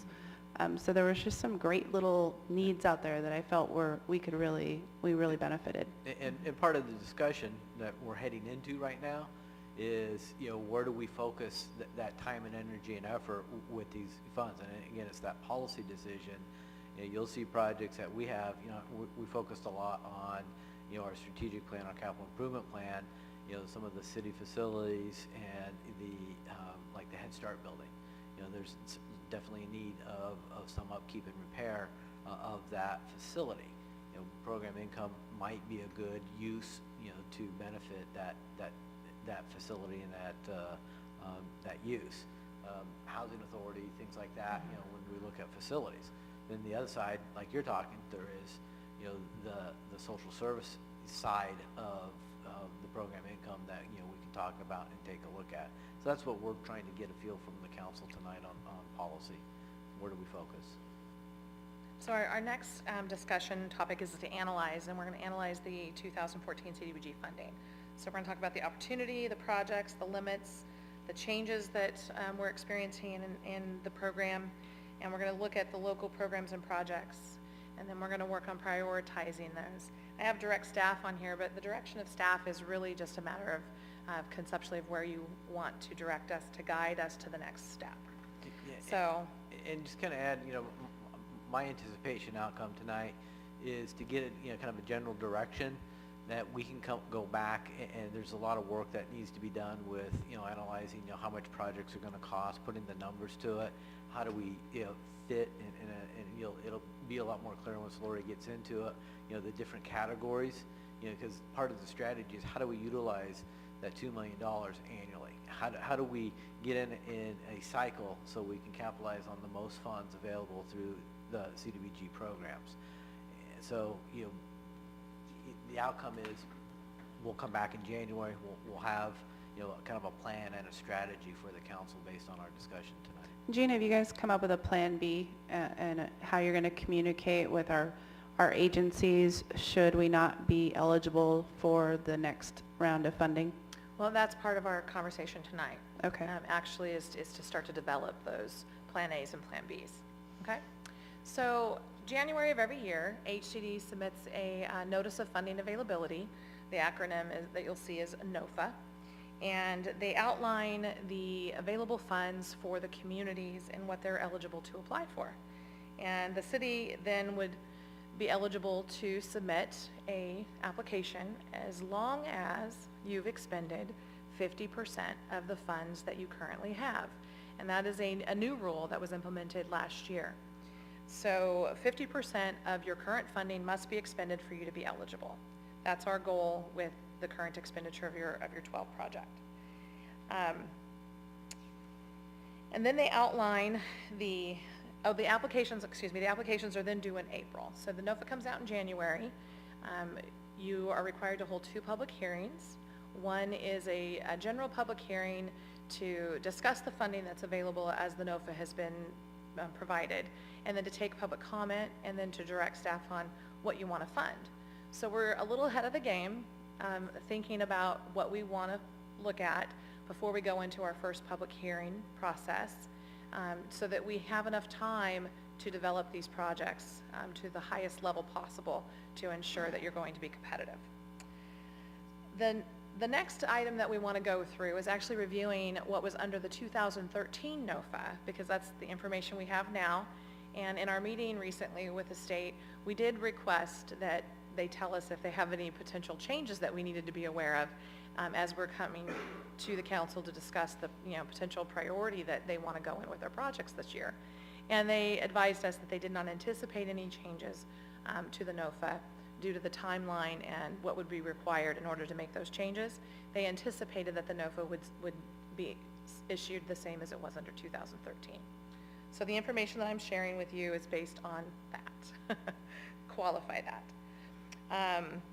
Some of the potential changes that we do risk are changes in scoring breakdown and criteria. They could change those without too much of a challenge, and also extra bonus points that they may give for a specific type of project that we are not aware of. Those are called state objective funds, or state objective points that they will allocate. And in this particular funding cycle, it was potable water. So anything that was in relation to potable water received an extra 50 points. So that could change, and it does. At times it'll be housing, it'll be sewer, it'll be water, so that's an unknown outlier. So based upon the 2013 NOFA, the jurisdictions were allowed to apply for 3 activities under housing, public improvements, public facilities, public services, enterprise funds, and planning technical assistance. Now in the second column that you see, that outlines the funding limitations under each one of those categories. So under housing, for a single program, and that would be an owner-occupied rehab program, a home buyer program, something of that sort, would be $600,000. If you applied for a combo program that meshed the 2 programs together, you could apply for up to $1 million. Public improvements was a maximum of $1.5 million. Public facilities, $1.5 million. Public services, up to $500,000, but you're allowed to fund 3, and that's still considered one activity. Enterprise funds, a single program like your microenterprise technical assistance program would be $300,000, or you could apply for a business loan program for $300,000, or a combo program which combines the 2 at $500,000, and planning technical assistance for up to $100,000, and you could fund 2 of those and consider it one activity. So that is your buckets. Let's So call public those. services are our programs that we fund currently? Your RHS, your Harrington House, exactly. And there are some challenges that are going to be identified in this next funding round in relationship specifically to those programs. And they've limited the city's ability to fund them entirely.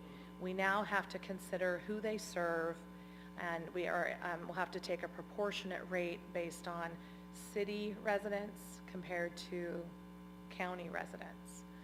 So that is something that I've been in contact with Mike on in regards to how we capture that data now to prepare us for their funding that they're going to need in a few years. That city residents versus county residents in total, or being served by whatever project you have? It's being served. So we have to make sure that when the city puts funding into RHS Food Bank, that we are paying the proportionate share of the city users of that program. So how do you manage that with something like the Harrington House where people are anonymous? Well, and that's another challenge, is Harrington House is outside of the city limits. Right. So there is a challenge that By a we have couple there. blocks. Unfortunately, I know, that is, it's an issue that we need to sit down and strategize with the county and the state to determine how we can work our funding sources together to take care of that resource. And it may be that the county will step in on that one and serve. We've kind of done that over the years. We've gone back and forth with the believe city and the so. county working together to choose, how we're going to fund the most. Exactly. But now we're going to have to work. Now we have a little more challenge to. But we'll have to be a lot more communication with the county. That's correct. In order to be able to And still. we're definitely still going to be coordinating, communicating with the county, Right. on this as we move forward in the next couple months before we come back in front of the council in January. So maybe Harrington House could do an unofficial tally anonymously about what residents are serving within. Yeah, but a lot of the victims are from out of the area. Well, what I was going to say is that we just get like a number that we can kind of guesstimate for what percentage of the city residents are being served at Harrington House? Yeah, we're going to have to sit down actually with them and I think coordinate how to capture the data that we need to make the evidence that would be required, or coordinate with the county. Now, this is something that they just brought up to us at our meeting with them a couple of weeks ago, because the regulation that HUD has approved is what had created this change, and they haven't put it out completely yet. We don't want to leave an important program like that with a big gap. Luckily, they are funded for the next 2 years with the 12 contract, so we do have some time to work through this and be really strategic on how we handle it. And by then, they may change their interpretation. So, but we want to be definitely proactive in making sure we strategize with everyone. But we have to know this information for our next funding cycle, for our next application, No, right? not necessarily for the RHS and Harrington House, because they are funded through 2015. So it would be the next, it would be the 2015 cycle that they would be looking for additional funding. Okay. Is that right? Would you agree with that? I just certainly don't want to, okay. I just want. No. I just want to point out how strange it is that this is the way that they're doing this, when most grant funding now, you get extra points for how much you interact and Coordinate. broadening Diversification. your diversification of your Yeah. grant. This is And the just regional opposite Yes. of what the rest of the world's going to. The only thing that made it a little easier was that the county, and I understand the concept, the city has its boundary. Well, the county has a boundary, and they're allowing the counties, though, to provide funding within the cities, but they aren't allowing the cities to go outside of their boundaries. Yeah, So- it's because of their jurisdiction. Exactly. You're located within that county area. So that's the interpretation change that we're experiencing. So before they would allow it to go cross-directional, now it's one-directional. So there's no exemption for small counties? No, City? not at this time. Not at this time. So those are our buckets. So let's move on to our project listing. This is, of course, not all-inclusive. These are the projects that have been outlined based on your plan. Can I just interrupt and say that I really appreciate having the students here? It's nice to have you here. Hi, Kelly. Yeah, we're all from Poly Site 10. Eli, the instructor, asked us to come and get your report on this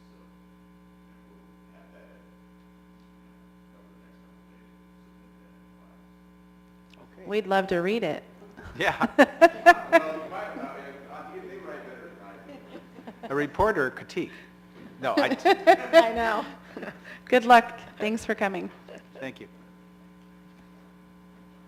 Okay, so this is not an all-inclusive list.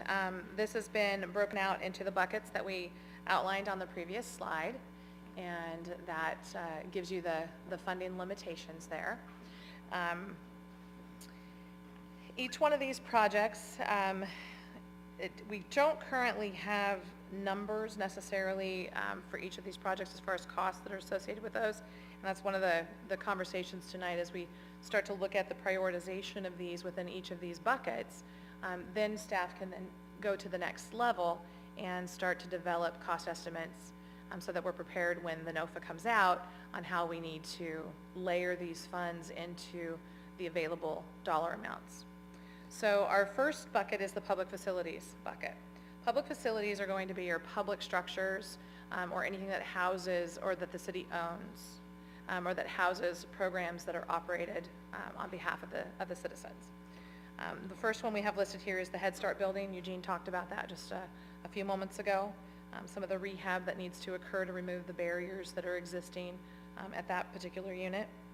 The pool rehabilitation, that includes mostly accessibility updates and issues, and I know you've addressed the pool and provided some expansion and working through some of the issues that were there currently, but we still do have a few accessibility issues that need to be addressed.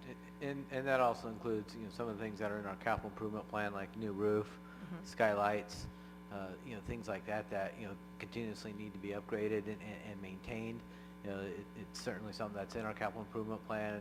It's something that could be funded through, these programs, and we should look at that and see if it fits in any of our cycles of funding. Your cultural center rehabilitation, and I know this actually is also an accessibility issue at that particular location. The fire station rehabilitation, you have additionally, you have FEMA money that's currently available to the city for the retrofit, seismic retrofit of that particular project, but then additional funds are needed to do some of the interior work that needs to be brought up to date for that particular site. Could those funds be used as matching funds? Unfortunately, no. Federal to federal. Okay. So. And the good news on that is last week we got an award grant or award letter that says the funding is available. We'll be coming back to the council with some recommendations on the match for that, and so we have about 3 years to finish that project. The additional rehab that is not part of that seismic retrofit is kind of the meeting hall facility, the kitchen area, the upstairs where they have their training lab, computer area, some of the restrooms and all that, kind of address some of those upgrades that building needs to take place. Building I think was built in 1954, about right, around that era. So again, it's one of our facilities that has just living its useful life here. We need to pay some attention to it and do some upgrades. So is this a possibility of these funding sources? And then your police department, rehabilitation, addition, construction, whatever we want to make happen with that particular project. Public improvements, I've heard that. Public improvements, you have a storm drainage project. And I believe you have a current contract on board to do some work to determine where some of those issues are and what significant levels that those issues might bring forth as a project. The Second Street Sewer Line Project, Phase 2, we're currently working on what we've determined as Phase 1. Some of the work that will be occurring in Phase 1 will also give additional information on the rest of the line to determine the levels that need to be addressed at that particular section of the project. We have the B Street Sewer Project, which I hear is a significant project and a priority. Yeah, B Street Sewer Project and kind of just all these projects, we're going to know more come January, with the storm drain analysis that we're doing now. We're going to have a lot more information. Second Street Sewer should be well on its way, and we should understand the phase 2 of that project. The B Street project is pretty integral with the Front Street project. So it needs to be done in order to get Front Street, completed.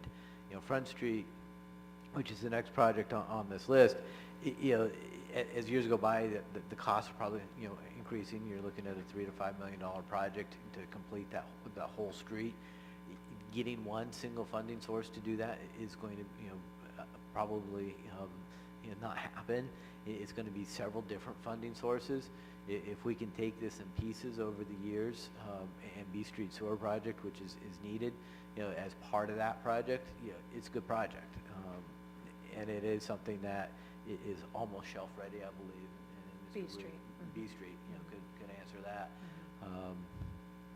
So, those are really good public improvement projects, to start thinking about.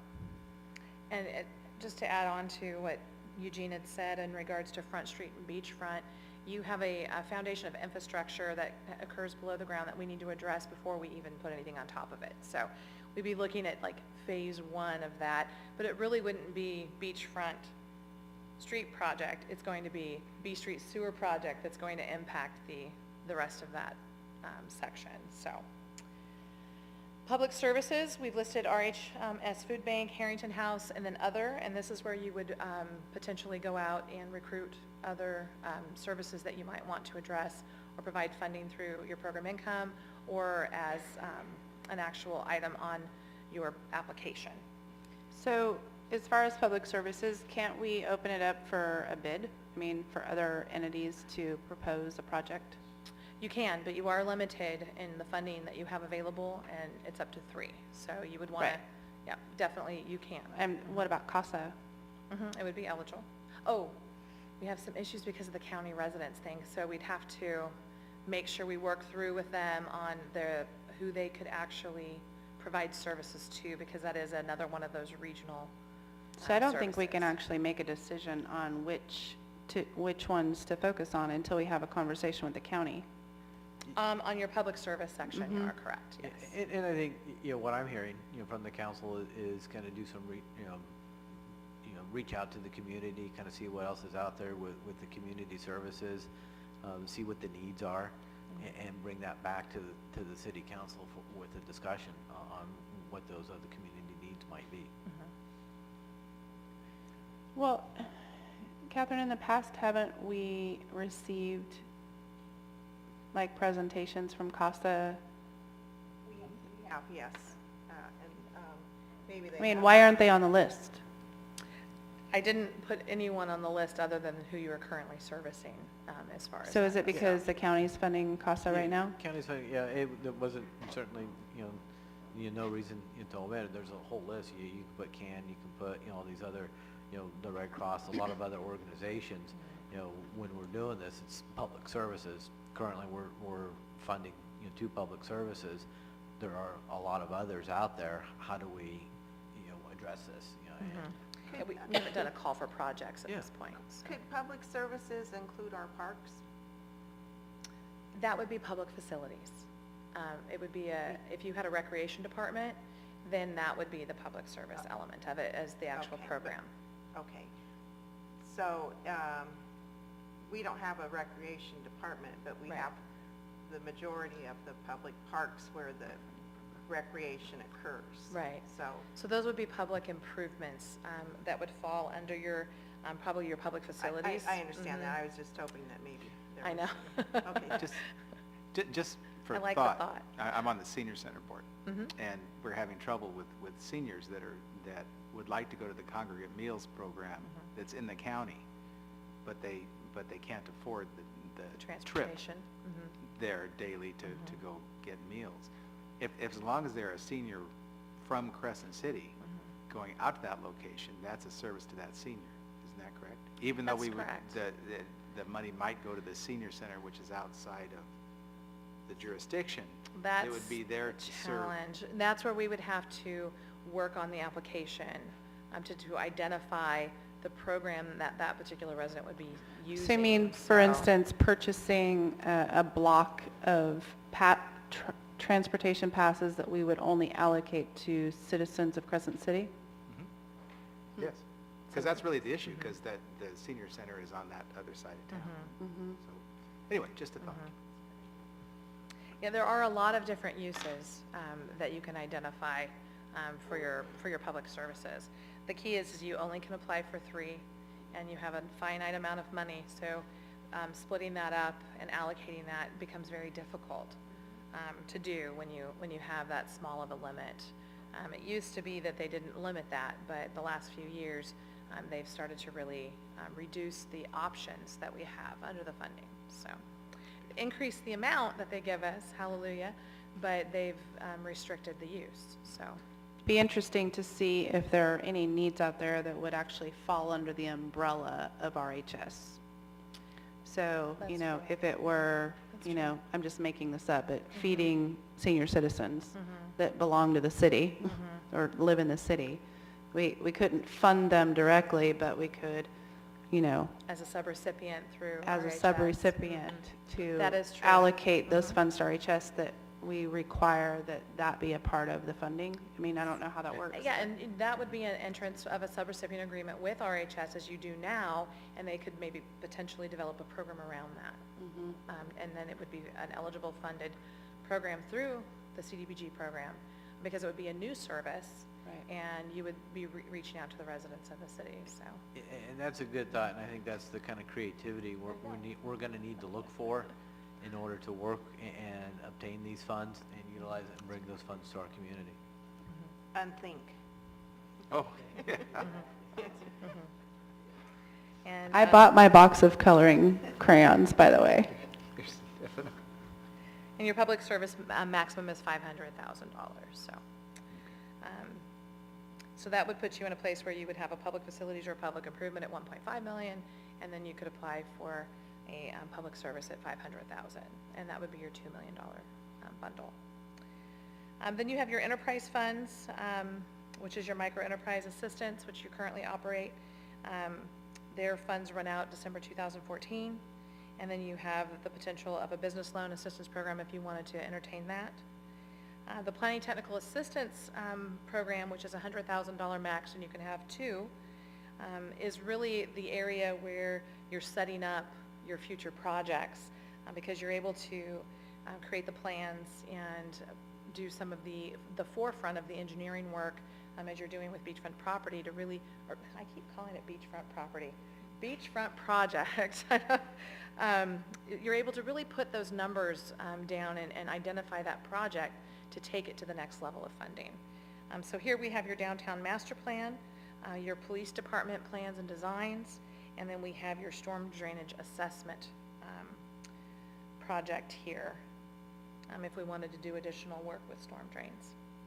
And then you have your housing programs, your owner-occupied rehab, and your homebuyer assistance programs, which are outlined here.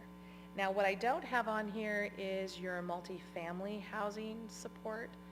If you have a developer that comes in to put together, and I'm throwing this out there extra, comes in and wants to develop a project, you can apply under infrastructure for housing to support rental development, which would be an infrastructure project.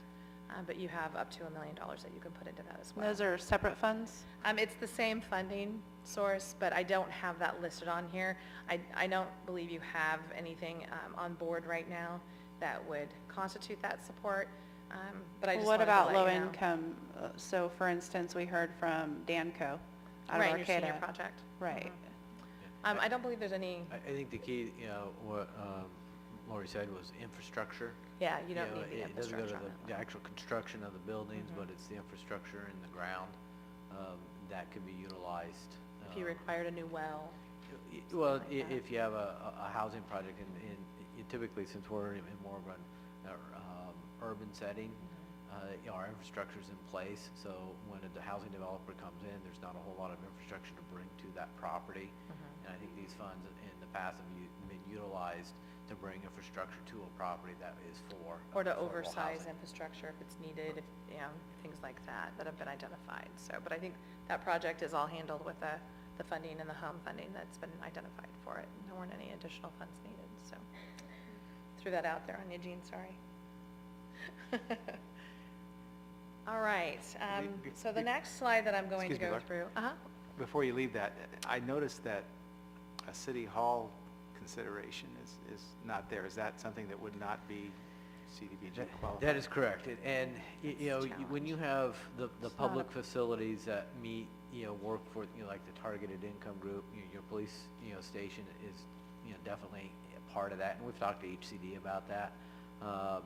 You have, like the Head Start building, the Housing Authority building that services that target income group, I think would score very high. Historically, there is no funding for city halls. It doesn't, you know, services the whole population. It doesn't meet that targeted income group. And I guess for years and years, you know, they're just, you know, city halls have been funded through, you know, general fund, or other. USDA loans, USDA iBank, loans, you know. but all a general fund expenditure. Okay. Unless you It's do a need a, we you have. know, a city hall that's in conjunction with the police department, then you can split some of the costs out, in And that that sense, gets but, pretty difficult. Yeah, and it is. justifying It's not and recommended, Documenting but- and reporting. yeah. So, yeah, the fire hall, police facility, very good projects.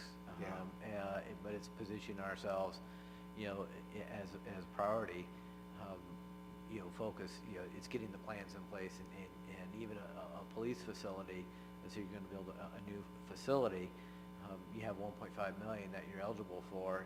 Is that enough?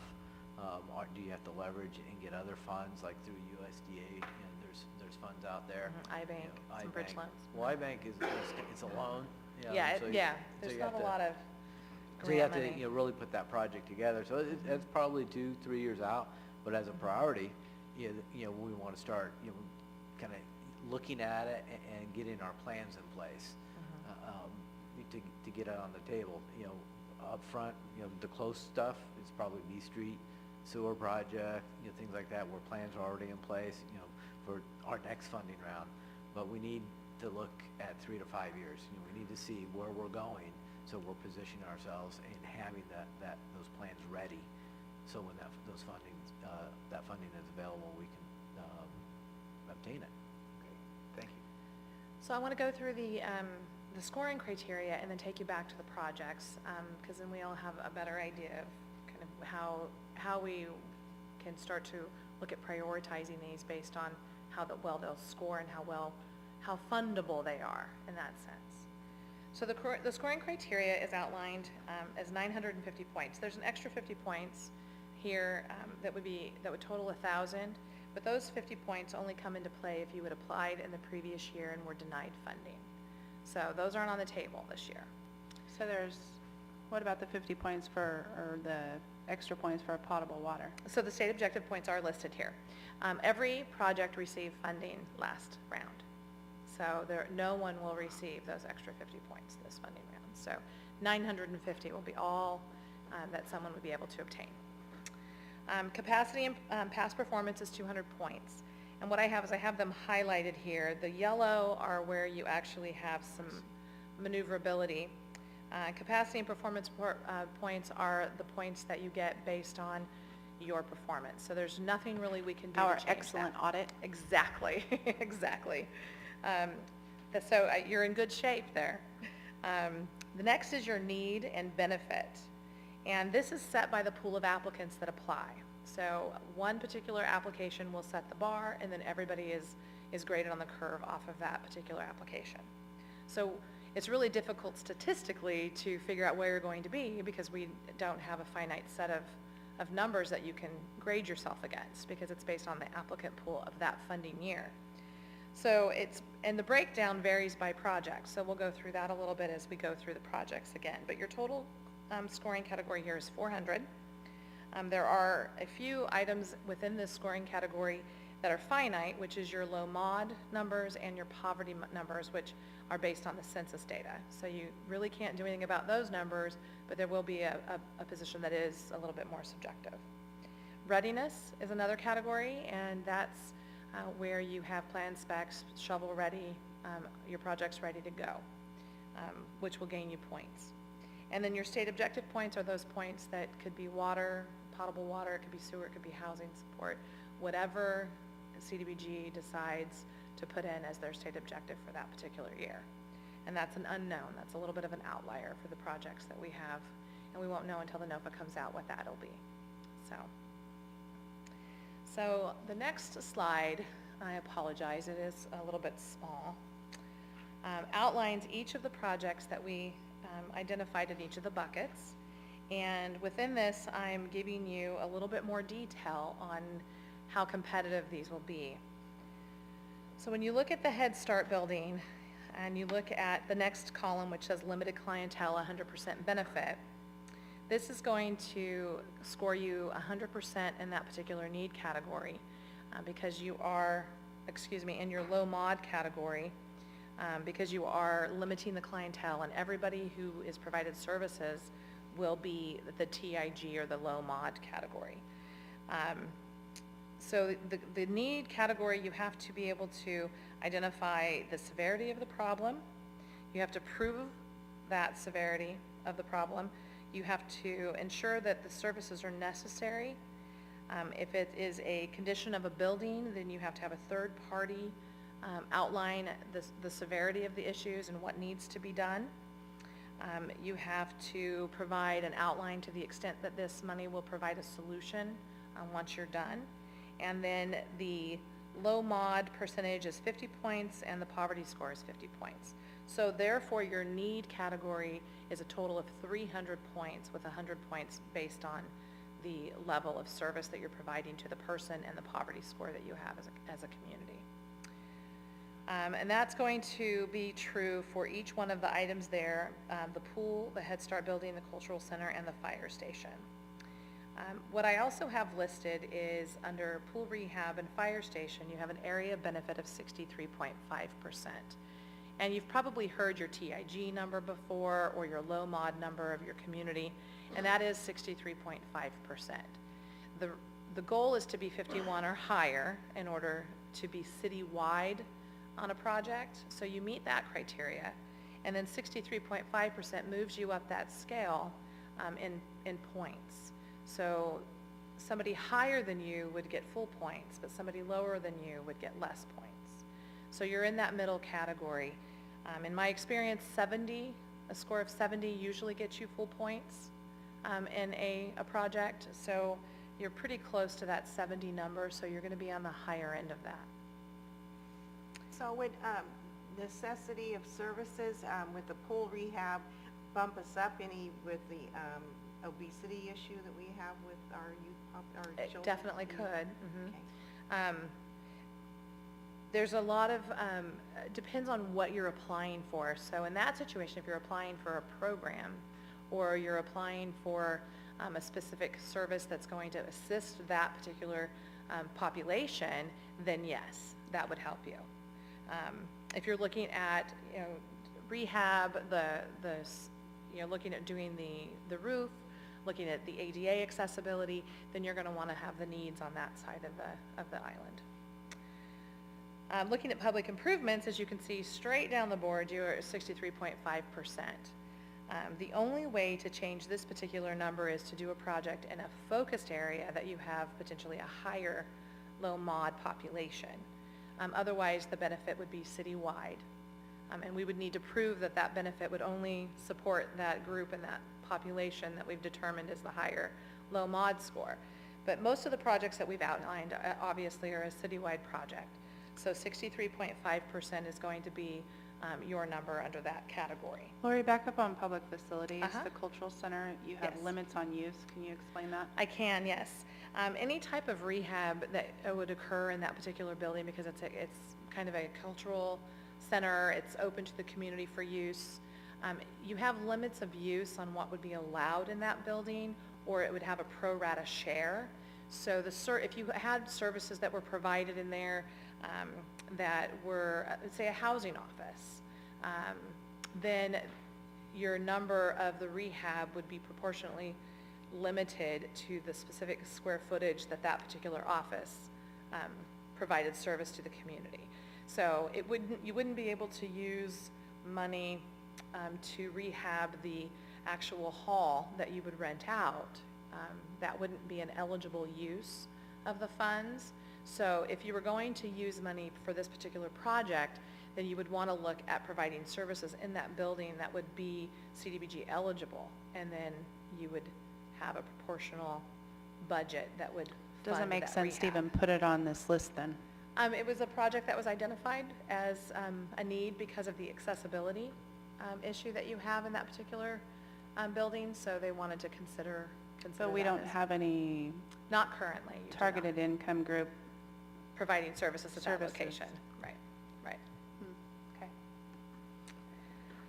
So down to public improvements. The key and the need here is making sure that you prove health and safety issues. And what I mean by that is the highest level score, if we look at potable water, for example, is if you were on a boil water order. And you had, high contamination. What if we have a no water order? I know water, yeah, that's a serious health and safety need issue, so. Just But it's done on a sliding scale based on the highest level of health and safety issue that is represented in the applications that are received. So depending on the particular project that we would select here, we would need to talk about what need documentation do we have to support that project, and how would we rate against a boil water order, and determine whether or not we would be close to full capacity on the scores for that particular issue.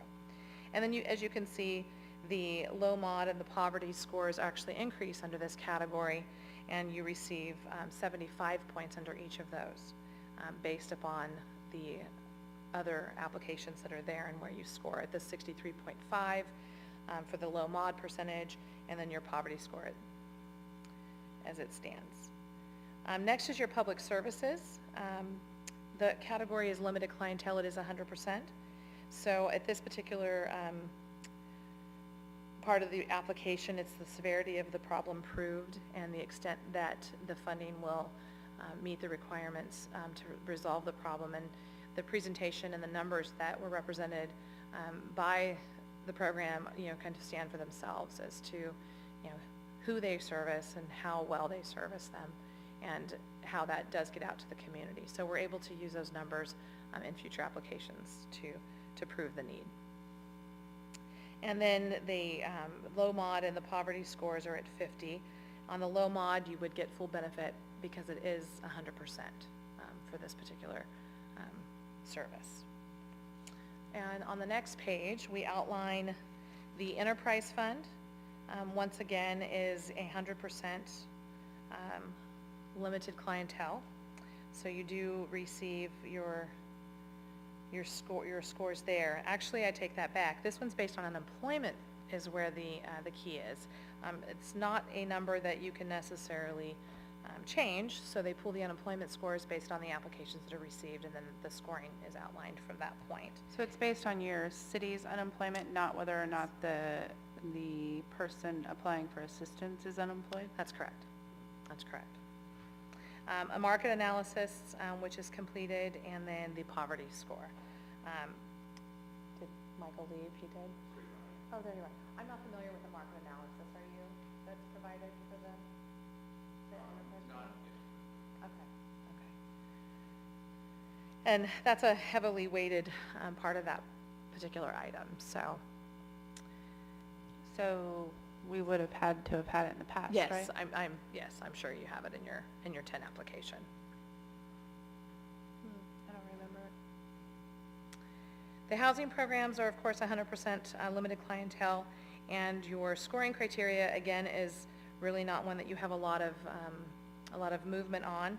It's based on your census data of overcrowding, the age of your housing for housing occupied rehab, and then your home buyer assistance is based on your overcrowding and your home ownership rate within the community.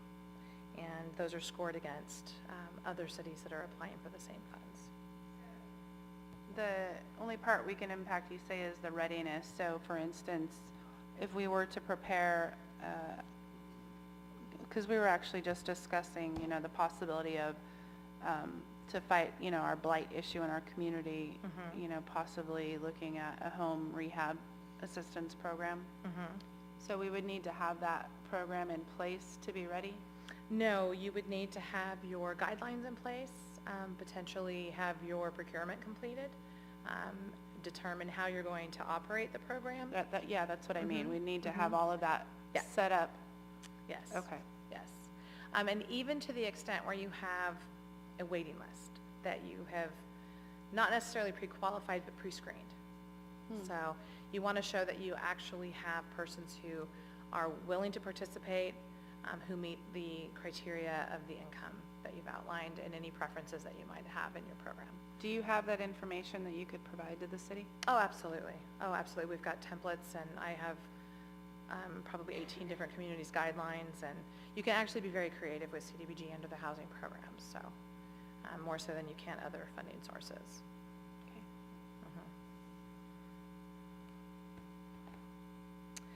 Okay, the last one is planning technical assistance, and this one is not rated or ranked. If you get funded and the project meets the requirements of CDBG, you get the money. So it's that simple. There is a 5% match on that particular program. So however much money that you do receive and that you identify as needed, you are required to give a 5% city match for that particular project. So let's talk about the projects. As you can see, as you start to look at the funding sources that are available, you have many limits and trying to make all of these fit into an application. So we'd like to see which ones rise to the top for you so that staff can go back, start to put some numbers together, really look at these in detail so that we can move forward and actually bringing forth to you once the NOFA is released how those projects are going to mesh into the funding cycle that we have coming up, and then also considering what you may want to look at for the next funding round as well, so that we're prepared and making those things happen. And it's all about expenditures and being succinct in how we move forward through the funding the cycles. Sorry. I'm still confused then when you mentioned the public services. You said we don't have to worry about them because they're funded for 2 more years. RHS is currently receiving funding through 2015, so we wouldn't necessarily look at putting that particular use of funding of the food bank and Harrington House back into an application until the 2015 cycle. So why do you have them on this list? It may because we want to actually prioritize them for the 2015 cycle.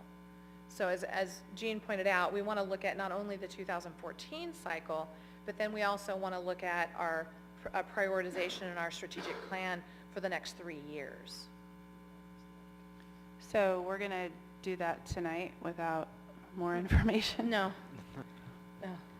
Go ahead. No, we want to look at all of the funding buckets. So it's not just about the public services, and we want to bring back additional information based on your comments of other public services that might be out there to look at the possibilities of plugging in a different funding source for this year, or excuse me, a different public service for this year. Yeah, tonight was, an education and introduction of our CDBG programs and trying to be more proactive in strategizing on how, what we're going to apply for in the next several years, so we can, capture as much money as possible through the CDBG. What's not the intent to make final decisions tonight or anything. It's just, to gather input. What direction are we going in the right direction? On these projects, that we've identified. Are there projects that we need to add? Something that we forgot? Should we delete some projects, off this list? There's lots of staff work here that we need to do in the next 2 months to bring this back with some recommendations to the council in January. That funding cycle, is going to happen quick. Application needs to be in by April. We need to have our 2 public hearings. Lori's going to have to put together these applications and put the information together and get it submitted. We're trying to get ahead of that, and that was the whole idea of this conversation this evening. Sorry, Kelly, didn't we have for planning and technical assistance, haven't we already had a police department design done by Van Air? We did a needs analysis. Wasn't that just a space analysis? It's a space analysis, and that's good to build on. And as the police department is in our strategic plan, it's kind of high on the list. it's gonna take, a couple rounds, do, additional work on the design, which there's funding, in one of these buckets to do some, design concepts like we did. I with think the- one of the issues when we did our space design was that we had no facilities within the city limits that would meet our needs. No, I think we did have one with a particular location done, but that space is not available, so I don't know if that can be Well, used to help us. And I think, as a priority, I think it's digging back into that and coming back to the council with a decision on, let's land on a site, we rehab our existing, building and maybe add on to the back, or we build a new one, build in a new location. What are those costs and how do we achieve that? And then design to that site, design to that location. And as, if that's a priority, which it is, because it's in our strategic plan, in my mind, we need to, schedule that in to our funding cycles with CDBG. It's not And going I to be this year. understand that, it's just that we've had some work done, so we And- can start with that and use it as a launching. Absolutely. Yeah. I was wondering if we could bring back the rec field project that was pretty much shovel-ready at one point behind Safeway there. I don't know. It sounds like the point value wouldn't be competitive. It but- wasn't shovel-ready, though. Was it? No, it was just a concept. Okay, well, it seemed to go. A good concept. It seemed like it went a ways where maybe that would be one for, Let's add it to the list and let's do a little bit more review I of think that and was see. through like a Parks and Rec kind of grant that we applied for that we got turned down, but we did very well. Yeah, it They seemed- actually came here from the This is state. the State Park Fund. Yeah, and checked us out. They liked our project, but we just didn't make the final cut. it would accomplish a number of things within the city to improve that property behind Safeway. And so it would be nice. We can put that back on and kind of see where it falls with, how do we strategize around that? Thank you. That's a I'd like good it comment. at least on the list. And again, it's a process, and I hate to, wait for the NOVA to come out and come up here and tell you, oh, we have money to apply for, and kind of deer in headlights, and I really wanted to make sure that, and I know Jean felt the same way, is us staying in conversation about CDBG, because it is something that is very important to the community. And identifying these projects in a proper cycle as we move through is only going to benefit you, and having access to the funds more often, the more prepared you are. So do you have costs on these projects? We have some round numbers on a few of them. That was something that's been a little bit of a challenge over the past couple of weeks. But we do have some round numbers.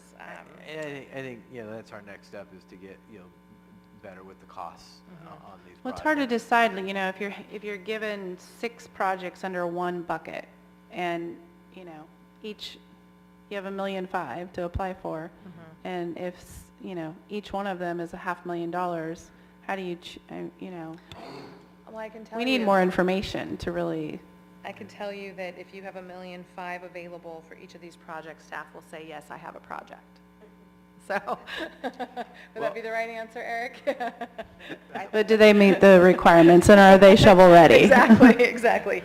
And based on some of the conversations that we've had, what rises to the top, and if I can just tell you from a CDBG perspective, and me looking at it based on scoring criteria, that what rises to the top currently is your B Street project, and then your storm drain and your Second Street project, based on the information that comes in, may bump it. But right now, the B Street project seems to be the most competitive project at this point. And why is that? Because of the imminent threat of failure that exists, the location that it is, and the number of, the flow that runs through Is that the particular- flooding issue that we saw recently? No? Do you want to talk about that a little bit more, Eric?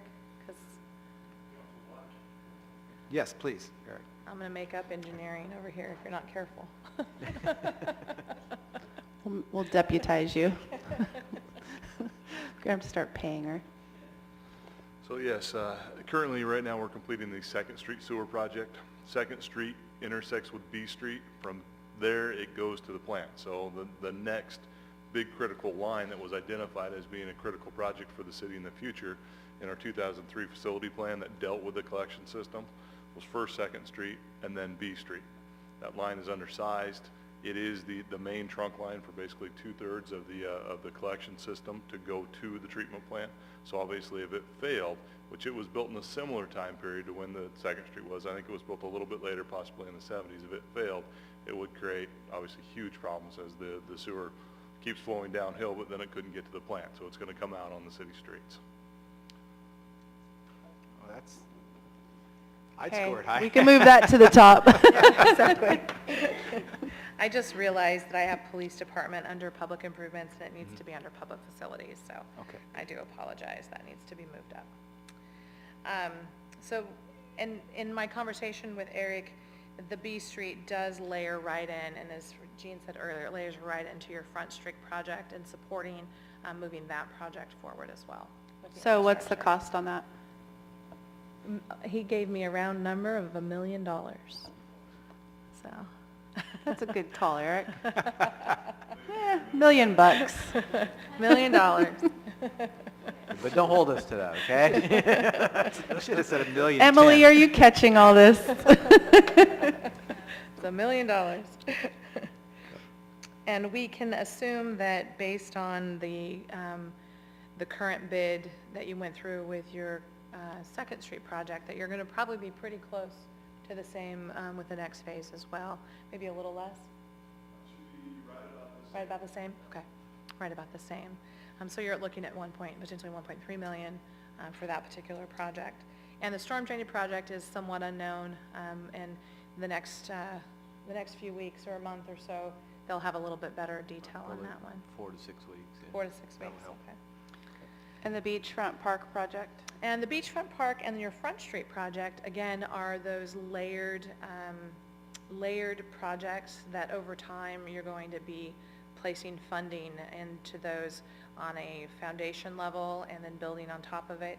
He's identified a few projects that can be standalone projects that we can consider. There you have the dog park, you have the Howe Park East, and then the revetment project.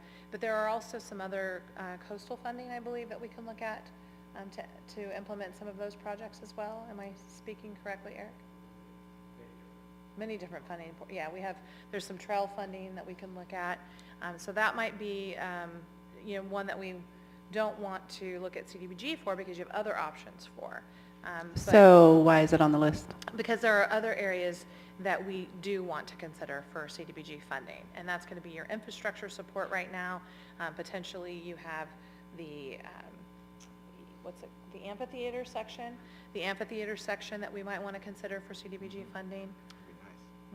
So there are elements that... So do you really think that we would score points on building an amphitheater with CDBG funding? Depending on what your competition is, so let me talk a little bit about the competition level. As you are aware, they held up the 2012 contracts quite significantly. Not many of those receivers are going to hit that 50% mark come April. It's going to be a challenge. You're set up perfectly to make that happen. 2013, around all of the projects receive funding. Those contracts haven't even been issued yet. So now you can estimate 80% of the 2012 recipients who aren't going to be eligible to apply, and they just took out another 50 potential applications that won't be allowed to apply. And so now your competition level has shrunk down to a pretty significant amount. It's ridiculous. Now, you won't have as much funding this year. You'll have approximately 25 million is what they're anticipating in funding. And so you're looking at approximately probably 15 projects being funded if everyone were to go in for, a pretty significant amount of an award. But you've eliminated probably over half of your competition. So. And we can apply, the most is? 2 million. 2 million all combined. All combined. Yeah. So if we were to fund public improvements at $1.5 million and public services at $5 million, we're done. Correct. Okay. Correct. You're catching on to the game. Yep. There we And go. that's About time, huh? And that's what we're trying to strategize. How can we best leverage, Yeah. these funds? It only for- took me for the 7 priority? years. But it clicked, that's what, that's what matters. Maybe want to recommend, maybe you want to open it up, to the audience to. Yeah, to I get was, some I was feedback. wondering, Okay. are you, is that pretty much your presentation? Absolutely, yeah, this is it. The last slide is the no for release is January, applications are due in April, and awards are supposed to be announced in July with contracts in December. And did you So say you came up with some scoring possibilities for each project? Well, I didn't actually outline the scoring, but I know which ones are kind of at the top of the category. So, Okay. So now is the time when, before the council takes any action on this, are there any public comments? You've heard a lot of it exciting, a lot of it kind of complicated, but you're welcome to come up to the podium and make your comments. No? Everybody wake up. Very good. Okay, thank you for being there and listening to the whole presentation. It is exciting to see what CDBG's done for us in the past and some of the possibilities of maximizing our CDBG money in the future. So let me bring it back to the council. Council's comments or directions for Mr. Palazzo? Well, I do have, thank you for the presentation. It was very precise and very clear. And I wanted to mention that I just wanted to thank everyone that works for the city, staff and consultants. You work really diligently to maximize our eligibility and provide alleviation of poverty and a quality of life in our community. And so I want to thank everyone involved that's done so much hard work. Thank you. Did you want to have anything? You want input now? All right. What's wrong with the Head Start building? And how much is that going to cost? And I may ask Mr. Weir to assist me on this. There's a lot of different issues. It's an older building, like a lot of our public facilities. Right. But I knew we just did a bunch of improvements. We did some outside painting, and I don't believe the roof was done. No. The roof was not, completed. There's some accessibility, access issues, for the front door. We just completed, some lighting fixtures in the main classroom, but there's, the rest of the building that needs to, have the lighting updated. There's some upgrades in the, kitchen area. Just kind of throughout the building. It's old. You It's should old. go and- in there and Yeah. Do we have an estimate? I do not. Again, this was a discussion of, what we're looking at in priorities, and then, Right, but when you have a pot of money, it's nice to have an estimate so you can kind of decide how, get the biggest bang for your buck. Right, and I think the whole idea here is, for us to, do some work and come back to the council, by January with those cost estimates. There's, again, this is an introduction. There's still some work that, staff needs, to complete, on all these projects and bringing those cost estimates. We are working with the Head Start building and the Housing Authority building, to complete those cost estimates. We started that work, but we're just not completed yet. Well, every single one of them are important, so I guess my input then would be that do a cost estimate on all of them, and then we'll decide, I guess. I mean, it's hard to pick and choose without having information. Okay. Would that require the third-party evaluation? No, okay. Not at this point, yeah. Okay. And, all these projects are on our strategic plan list. They're all, important projects to, to the city and keeping our infrastructure and facilities, in, a good manner. So, putting those costs together and trying to, put a program together for the council would be our next step. I'm hearing, to add, a project that Mayor Pro Tem Hawley, commented about. We're going to take a look at that. I'm not hearing, taking any of these projects off the list. Maybe the cultural. Well, I think the cultural center, because I don't think it's going to fund at all. So- Maybe that's the direction, is what things Yeah, to take we- off of we there. take off- we'll take that, and we won't spend our time, by January, we're gonna know a lot more about our storm drain, and, but it's something that we need to keep in front of, the city council and the community, that is a priority, and these other projects with B Street. I would take home buyer assistance program off and focus more on home rehab to help people that already have a home that is in bad shape. That's exactly the kind of comments I'm looking for I tonight. don't know about business loan assistance. Having had recent experience with Tri-Agency, I don't know if we want to get in that business again, but that's just my feeling. Okay.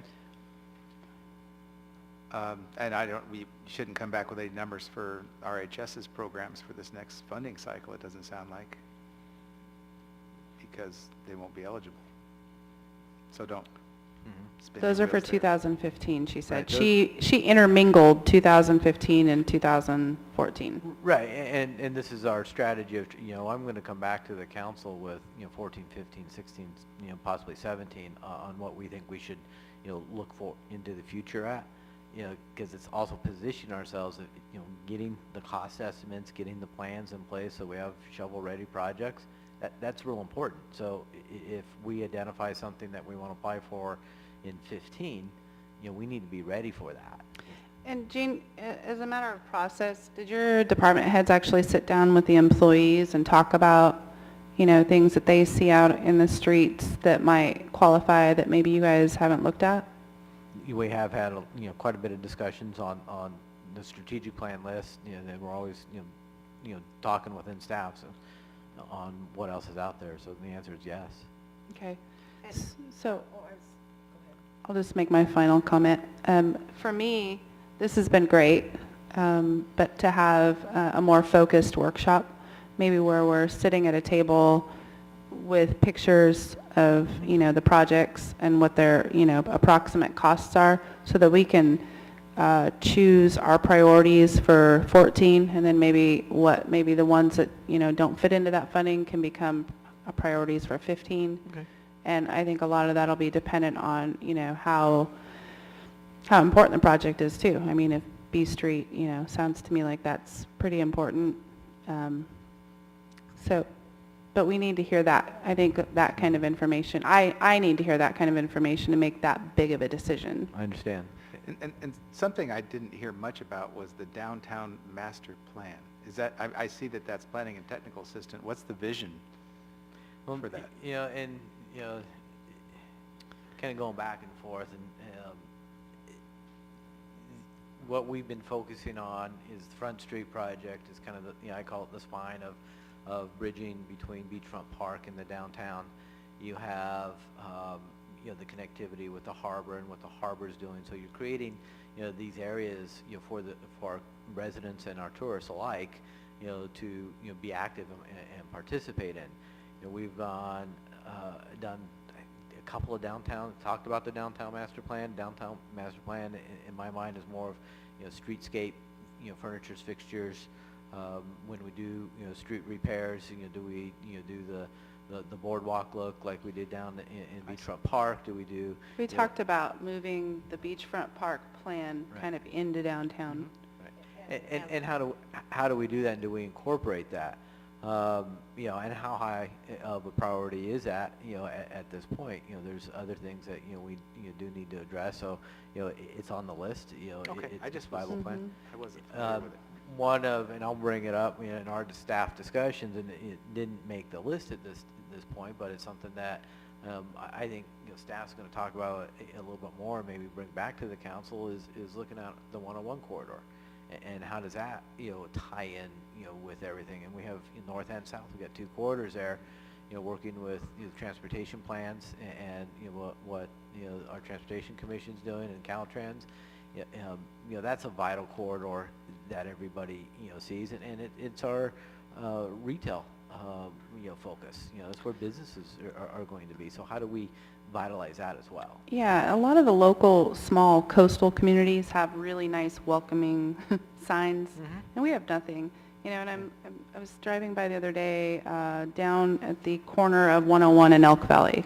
There's like that big space right there in front of that building that has a couple offices in it that I think would be a great place for, I think Charles actually designed a welcome, or maybe it was the Planning Commission. I think it looked like the lighthouse, kind of a big rock structure that maybe that said, "Welcome to Crescent City." I don't know where I'm Yeah, I pulling believe that from, but it's in my, huh?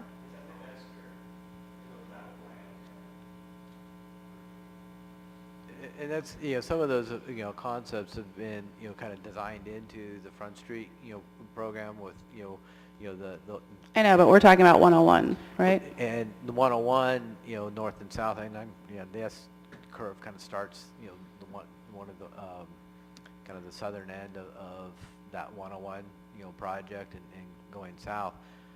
I believe the Transportation Commission is working on, The Gateway project. Gateway project, thank you.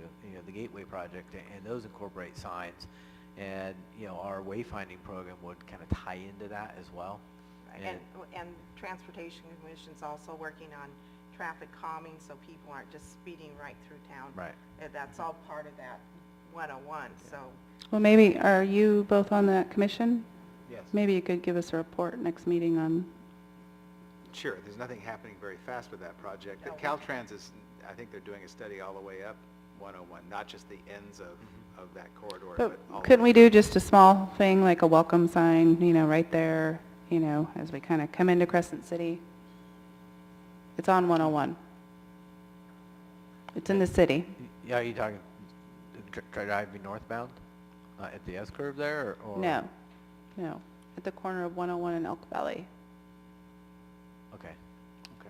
There's a big open area right there. Okay. Big perfect spot. So part of the analysis that would be helpful for choosing projects would be maybe to guesstimate which ones have the best chance of being awarded. So if we could have, some input on, like, we know that B Street would be a really good one, but, in the other areas, the other buckets. On public facilities, for me, the police department is a high priority. It's beyond its days. Yes, it is. So if the fire station didn't make that cut for the first year, because I know we're going to be focusing on the actual rehab of the facility, do we not have some city carpenters that could help do some of the interior stuff? We have very talented staff. And I know. Just, weighing, what do we take them off of, other jobs and other work that they're doing. So it's kind of, seeing what the priorities are with the workforce, so we can take a look at that. Again, I think it's going back to, now with the fire hall grant, what is needed with the extra work and what does that cost entail, and we need to bring that back to the council. and let Maybe them it's know. possible that we hire some part-time carpenters Maybe. just for small that. projects. Absolutely. And so, we need to, unthink and figure out some creative ways to getting these things done. We all just went to a conference, and one of the main focuses was to unthink, meaning, quit thinking mainstream and kind of think outside the box and be more creative. And they encouraged us to color. Go out and buy a box of crayons. Yeah. And I did. And smell them, as I remember. Okay, so I don't know that we're going to be able to do much more tonight. I on think this is good direction. I mean, I'm kind of getting the feel for where we need, to go in the next couple of months to bring, some more information back to the council. We added some projects, we deleted, some categories, and that's really what I'm looking for. What is our focus? And as far as your comment on business loan assistance, what is your fear? Well, 'Cause my fear is that I don't, the managing of the business loans it takes some expertise and some time that if city staff were expected to do it, I don't know that we'd want to enter into that. But I don't know what that kind of a project would look like. I was thinking that would be under the SBDC, but I saw Michael shaking his head. He didn't. Come on up here, Michael. Well, maybe it's not, new business that have high risk, but instead focusing on businesses that are already established that have a high risk of going out of business if they aren't helped financially. You know, actually, Michael and I, we've talked about that quite a bit, in how we, structure, with the business assistance programs. I have quite a bit of experience in the business loan aspect from different communities that I worked with. Very hard to be successful, and the rate of businesses going out of business and cities losing the money was pretty high. They're already very at risk anyway in order to do the loans. The success that I've seen in my experience has been the business assistance stuff that the North Coast Small Business Development Center has been doing, and the flights and trying to assist the businesses in the ground level of how to run that business, do the business plan, get them the financial analysis assistance that they need, to evaluate their business, and I'm seen that being very successful. But what about financial retention? I don't know how to answer that. I mean, capital is always an issue. The attractiveness of the CDBG loans is really that the interest rate is so highly subsidized. So 1%, 3%, as opposed to, the capital at that risk is usually 9, 10, 10.5. But I had an occasion to do some research on this in the last month because the CDBG underwriting process has been very cumbersome, and even for very small loans, it's underwritten locally and then it's underwritten again in Sacramento. They are saying that they're changing that, but time will tell. But what I found was in the when I asked around through Cameo, the California Association Microenterprise Opportunity, the ones who gave us that award, who's using this and what can you tell me? Nobody was. And these are financiers and technical assistance providers like us, gap lenders and technical assistance providers. And when I asked further, I finally found that Shasta County is the one county I've been able to identify that is still trying to make the program grow, that this is one of the places where the bureaucratic tendencies of the Housing and Community Development Department have just been at their worst. So in the last round through the tri-agency and the county's loans, we had nobody get funded. And we had some very, very frustrated clients, understandably so, who feel like they were made a promise that if they go through this process, they're going to get consideration, they may well get funded. And my research would say that that was not an outlier, that was the kind of standard thing. So I don't think you'd want to use up part of an activity or part of your allocation unless we found that it was a very different situation. And then you might say, okay, if we structured it to be business assistance to folks in business, not startups, and who's going to manage it. And we don't claim any particular expertise in that. We're not lenders, although the EDC or others might be better. I know Delaware County did it themselves. So that's my 2 cents on that. Thank you. So where does your program fall? So we're in the enterprise fund, we're the microenterprise assistance. Yeah. Okay. And so, I mean, if you just did what if I was the czar and you would do what I tell you to do, it would be $300,000 for us. Give us an activity every 3 years and we'll continue to do good work. Okay, thank you. So I guess the question when it comes to business loan assistance is whether we have Gene and staff spin their wheels in this 2014 cycle to figure out the amount of money necessary to, and I would say no.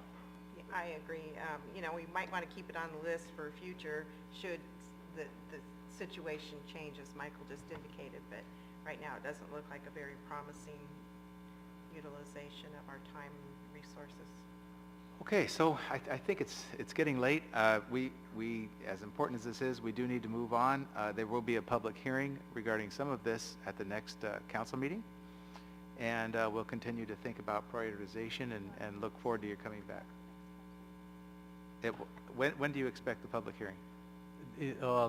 We'll have a public hearing at the next meeting on the closeout for the 10 STBG, and then we're looking at probably coming back in January, with the update of this information and the categorizing the dollars.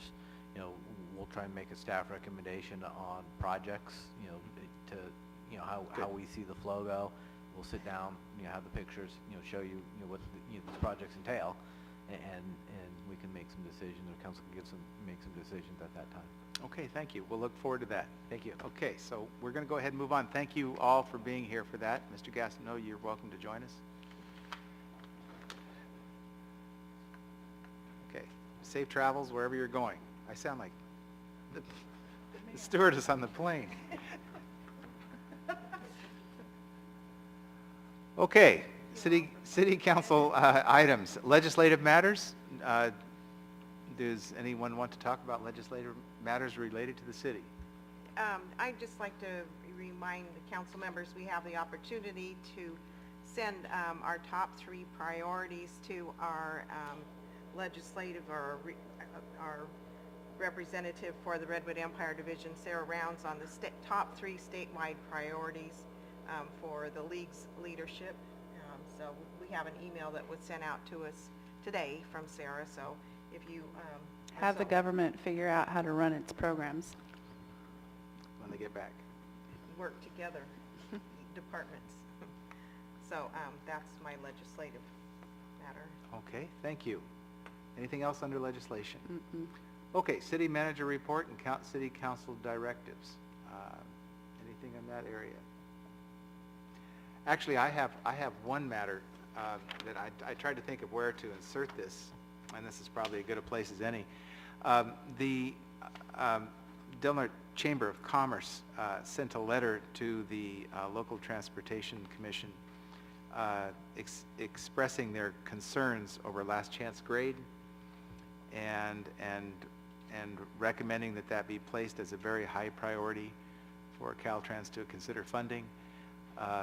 That was then followed by action at LAFCO, and LAFCO sending a similar letter to Altico, so that we're all kind of starting to voice a unified concern about last chance and just how important, how critically important it is to our community.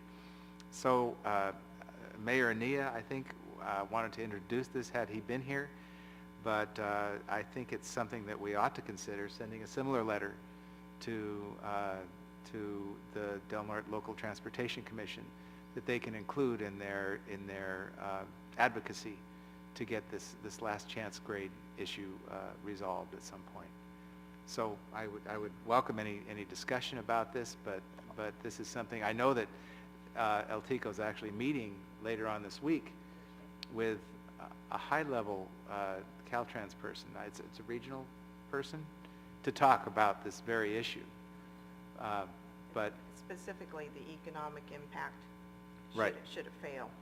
So that's going to be an important discussion on Thursday. But And that's, yeah, at 11 a.m. at the wastewater treatment plant. thank you. I think Okay. is it there or is it here? It's not I a think public meeting. it's here. I think it's here.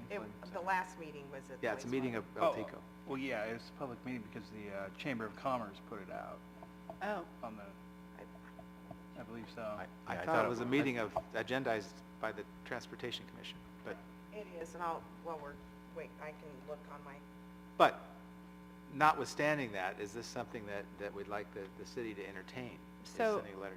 let me just be clear. The Transportation Commission is meeting with Caltrans at a public meeting at the wastewater treatment plant? On Thursday. That's coincidental to Okay. this. well, I don't think it's at the wastewater treatment facility, though. I think it's here. Would you Yeah. like me to read, you are familiar with this letter probably, from the Chamber of Commerce? Do you want me to read this out loud to hear what it is we're thinking? I think I should, now that everyone out there is interested. I think that we're all supportive, and you can just give that to the city manager. Okay? I mean, I'm supportive. Of highlighting the issues? I am Yeah. as well? Yes. Okay. Yes, and We'll it do a will be letter. here. Please do a letter. On last chance grade. That would be great. Thank you for considering that. Okay, moving on to reports, concerns, referrals, council travel, training reports.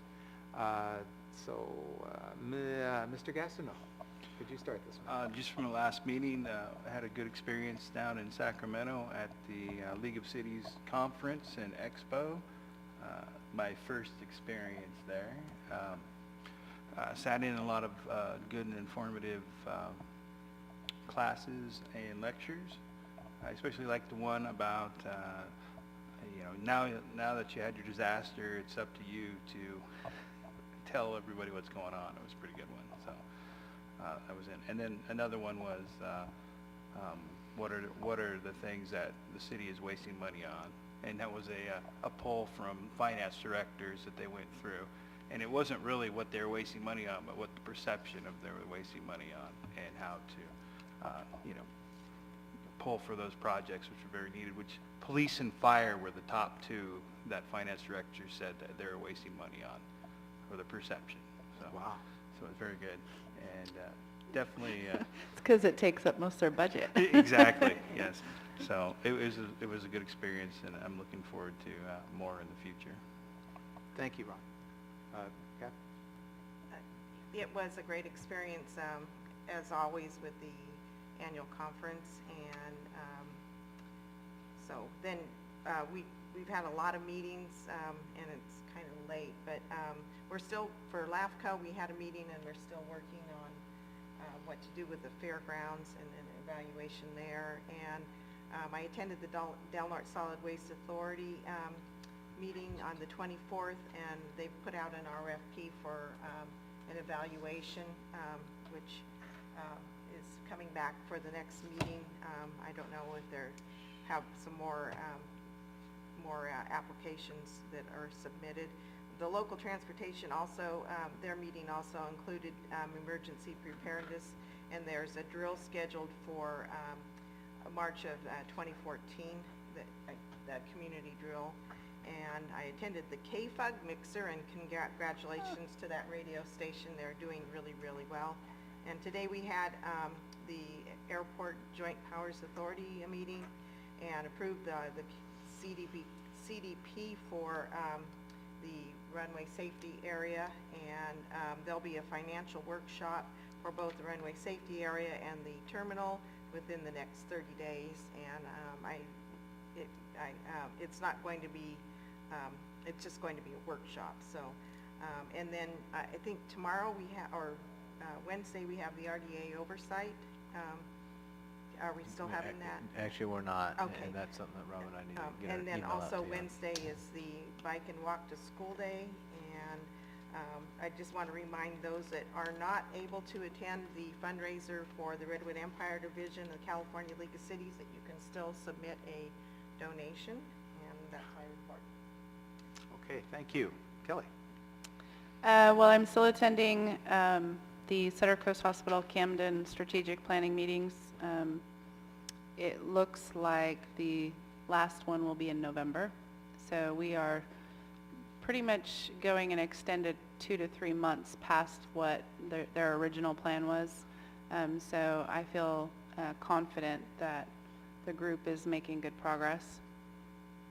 The conference in Sacramento, the League of Cities conference, was good. The networking is always the best, I think, and the main speakers were incredible. Sea Cruise is next weekend, the 11th, 12th, 13th, here in Crescent City. And so I want to encourage everybody to come out and check out the beautiful old cars and pray for no rain. And I just wanted to mention, that there is a group of people out soliciting your protest against our water rates and our increased water rates. And I just wanted to publicly say that there is a lot of misinformation and there's a lot of education that is available. And, feel free to give me a call or to give our city manager a call. Call any one of us and let us talk you through it and tell you why the rates are so important to our community. I was just thinking about the drastic outcome of what could happen if this protest were to succeed, and if our city was no longer able to manage our water system. And I just started to think about just a few of the things, you know, I mean, do we stop providing water? I mean, that doesn't seem like a likely option.